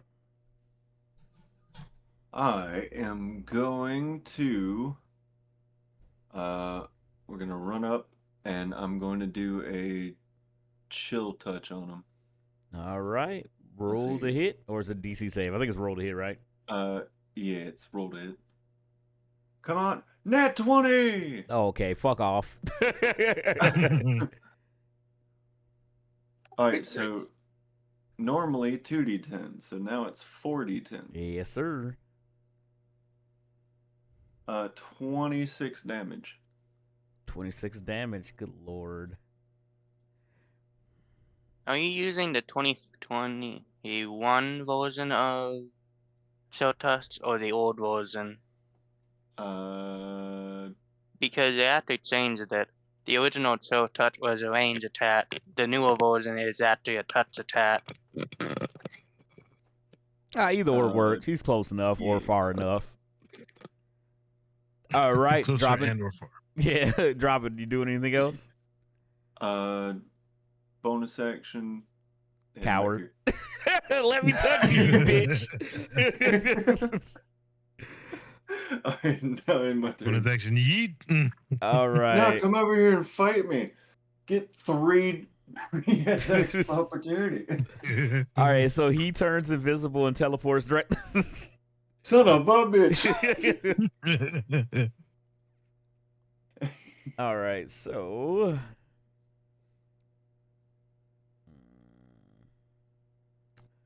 let me see.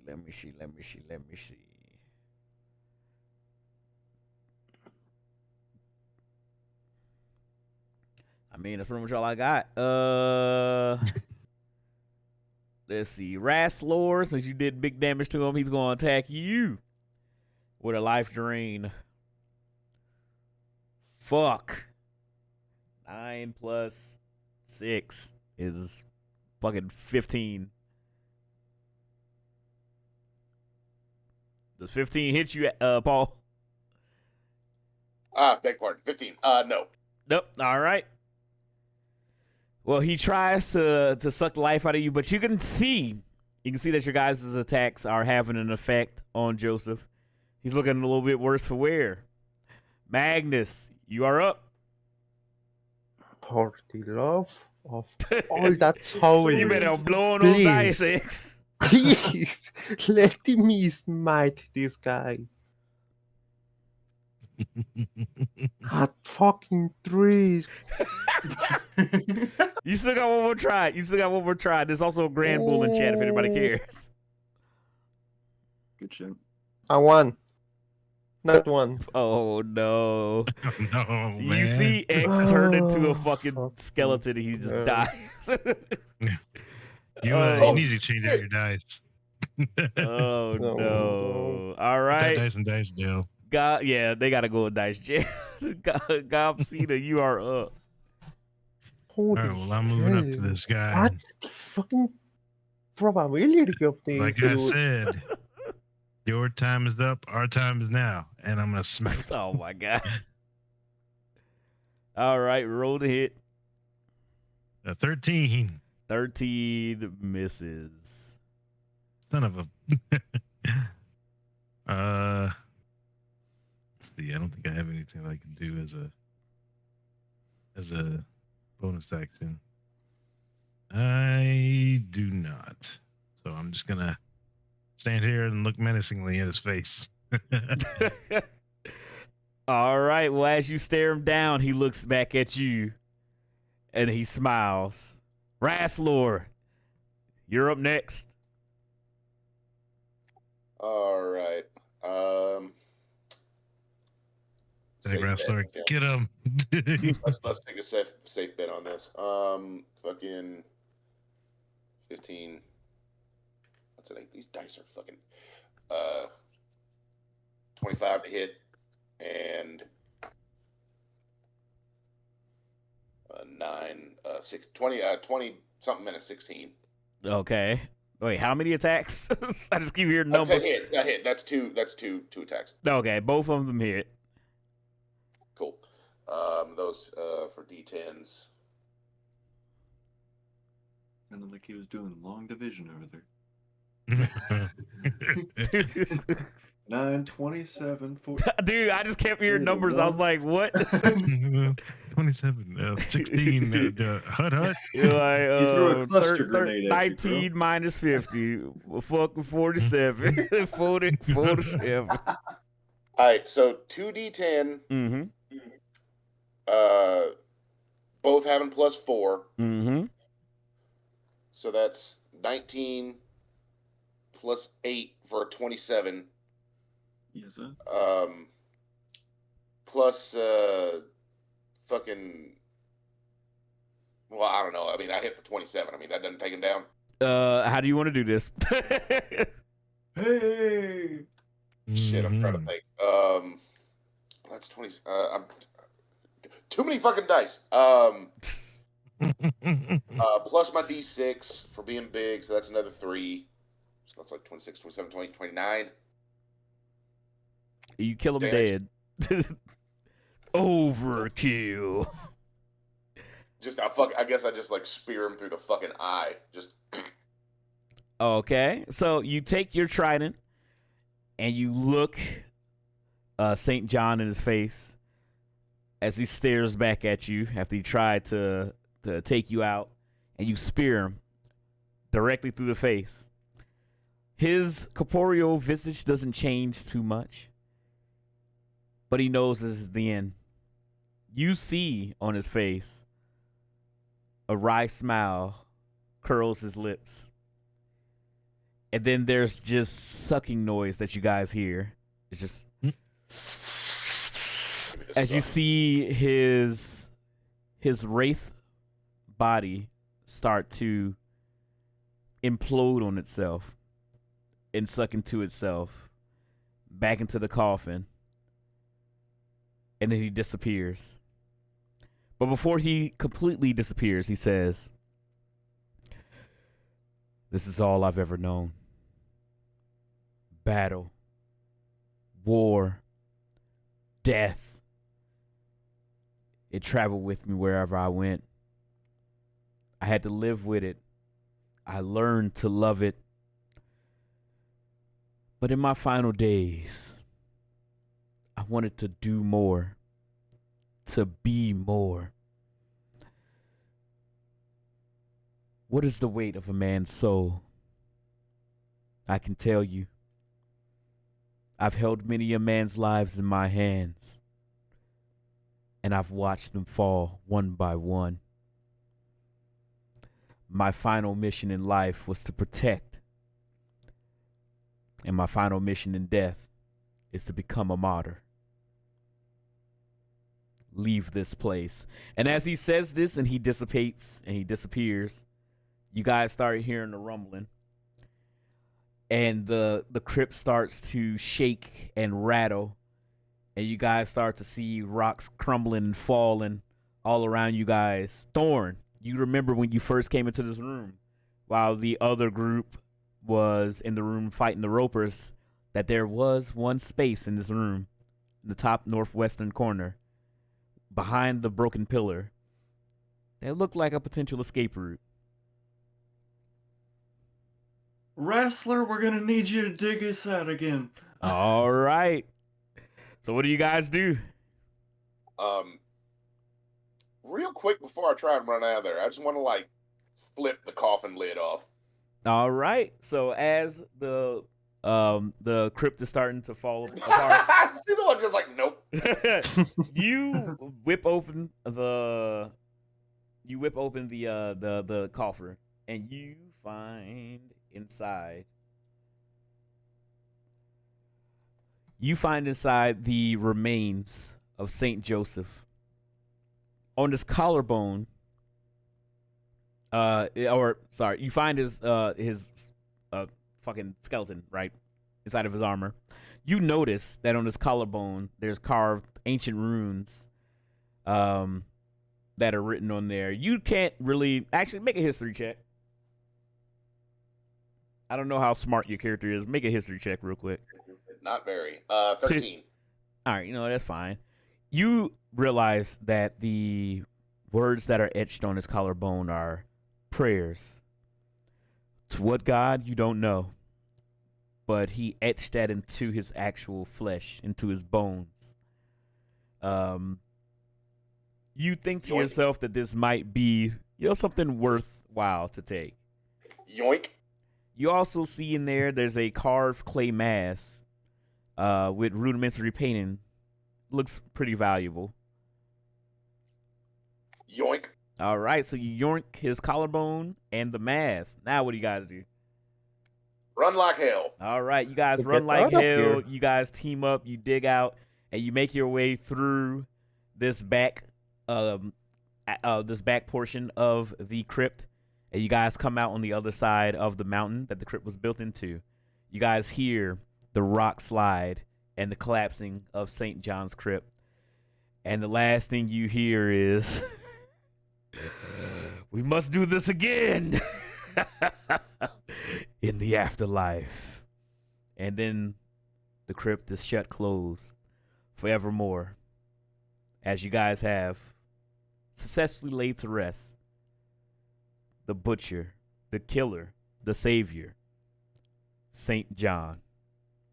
Let's go. All right. That sounds pretty chipper considering I ran off with his shit. He don't need where he going. Probably straight to hell. No. I'm going to drop the polymorph. You don't want to be and Big would Monkey? he- No. Would he show the group what he found? What do you mean? I'm What- going to try to hit a random rock to see The if I net- can actually smite that. The neck bone with the religious carvings and whatever? No, you're trying to see. I mean, you guys all ran. You guys all ran for the hills. Only one that was brave enough to get hit upside the head with falling rocks was Wrestler. So unless he tells you guys, y'all didn't see it. Yeah, Actually, but he Only- grabbed it, didn't he? yeah, I he thought grabbed that- it from the sarcophagus. Y'all all ran to the exit. So y'all didn't catch They it. exploded. I am Actually- a little bit more interested. Like once we're free, I'm like, does anyone know what's up with this? All right, so you guys, after you guys make your heroin escape, Can I roll a Wrestler, religion check? yeah, the roll a check. So Wrestler shows you the collarbone. Shows. 23. Yeah. Shows. Look with your eyes. Look what you eye. 23 on religion check. All right, so the prayers, they don't seem familiar to you. They just seem like words that Saint Joseph might have just been writing to himself. He didn't really seem like, from everything that you know, a religious man. But I think in his final moments, it was all he could think to do. You're just gleaning this from what you can figure out. But I think in his last moments, when he knew his time was coming, he's been known as a butcher. So he carved his final message, his final prayers, his final thoughts into his own body. Okay. One last thing. I'd like to cast Identify on the mask. All right, you cast Identify on the mask, and it's the Jim Carrey one from that one movie. No, sure, but no. So the mask, Okay. you take a look at it, right? And you stare, and it looks well preserved, but it has been sitting for a long time. You imagine that this is actually the craftsmanship of Saint Joseph. It looks like it was potentially a mask that he made, and that outside of him just being, the man that haunted many people's, dreams, he also was, his hands weren't just made for killing. Let's just say that. And when you look at the mask, you see that a lot of, some of the greatest artisans will pay a lot to get a archaeological find like this mask crafted by the world, scorned Saint Joseph. I keep forgetting his fucking name, Saint Joseph. But nothing magical about it. Nothing magical. Okay. Gildo will relay that information. Again, I'm hands totally can hurt, hands can heal. They can craft, they can build, they can save, they can take. What will your hands make? And with that, I will end the D&D one shot. Cause I'm tired of ad-libbing. I'm just making Christina's just gonna look at everybody and like, can we just rest for a minute? and then a dragon come. I had comprehend languages. I was gonna be like, just I what fucking does do it it. say for real? Not to... Motherfuckers, is 1 o'clock in the morning. But hopefully you guys had fun with this D&D one shot. Drink your Ovaltine. Yeah, I enjoyed it. I think I it could have have been no more idea what skin was happening tight. with my role. More skin kite. We don't need to more them damn things. They was ripping everybody to pieces in that last one. But yeah, I hope you guys had fun. Hope you guys had a good time. I want to try to do some more digging into like this one shot, like the whole one shot list again. This one I just thought sounded interesting. I just want to have some fun just making up stuff, but it is kind of bare bones. But I guess it gives me opportunity to I create just stuff. rolled a 20. Did you fucking crush the die? What happened? Like, I just rolled it just for fun to see what happened. Well, and not 20. Oh. That's Oh funny. boy. Right when it counts, right? What's up, Marvelous? Thank you so much for hanging out. Thank you guys so much for hanging out and watching this D&D one shot. Thank you guys for being here and playing. Thank you, Zombies, for dropping Max Power, Thank you, CMH, bro. and X. Again, I hope you guys had a metric shit ton of fun. Yeah, I had a lot of fun. Yeah, I hope you guys enjoyed yourself. I know it's It not was a nothing lot too of fun. crazy. I want to get back into the swing of things and doing this more regularly. It just requires a lot of work.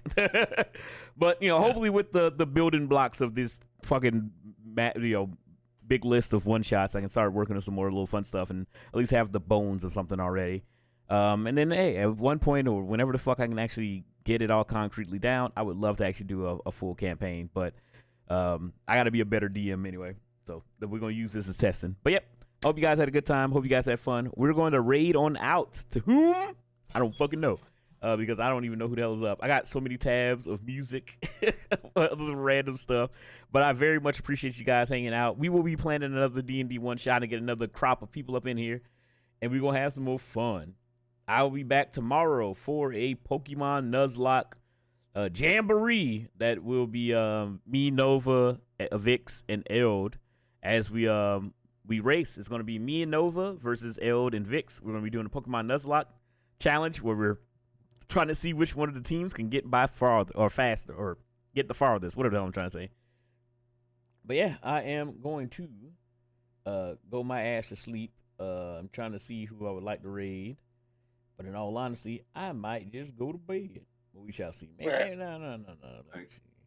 Good But night. yeah, man. GG everybody. I'm gonna dip out. GG. Yeah, have a good night. Thank you guys for staying up. Good I know night, this bro. late o'clock. It's a Watt Trail in chat. Sound like my Thank cousin's you. name. Yeah, All right. almost 12.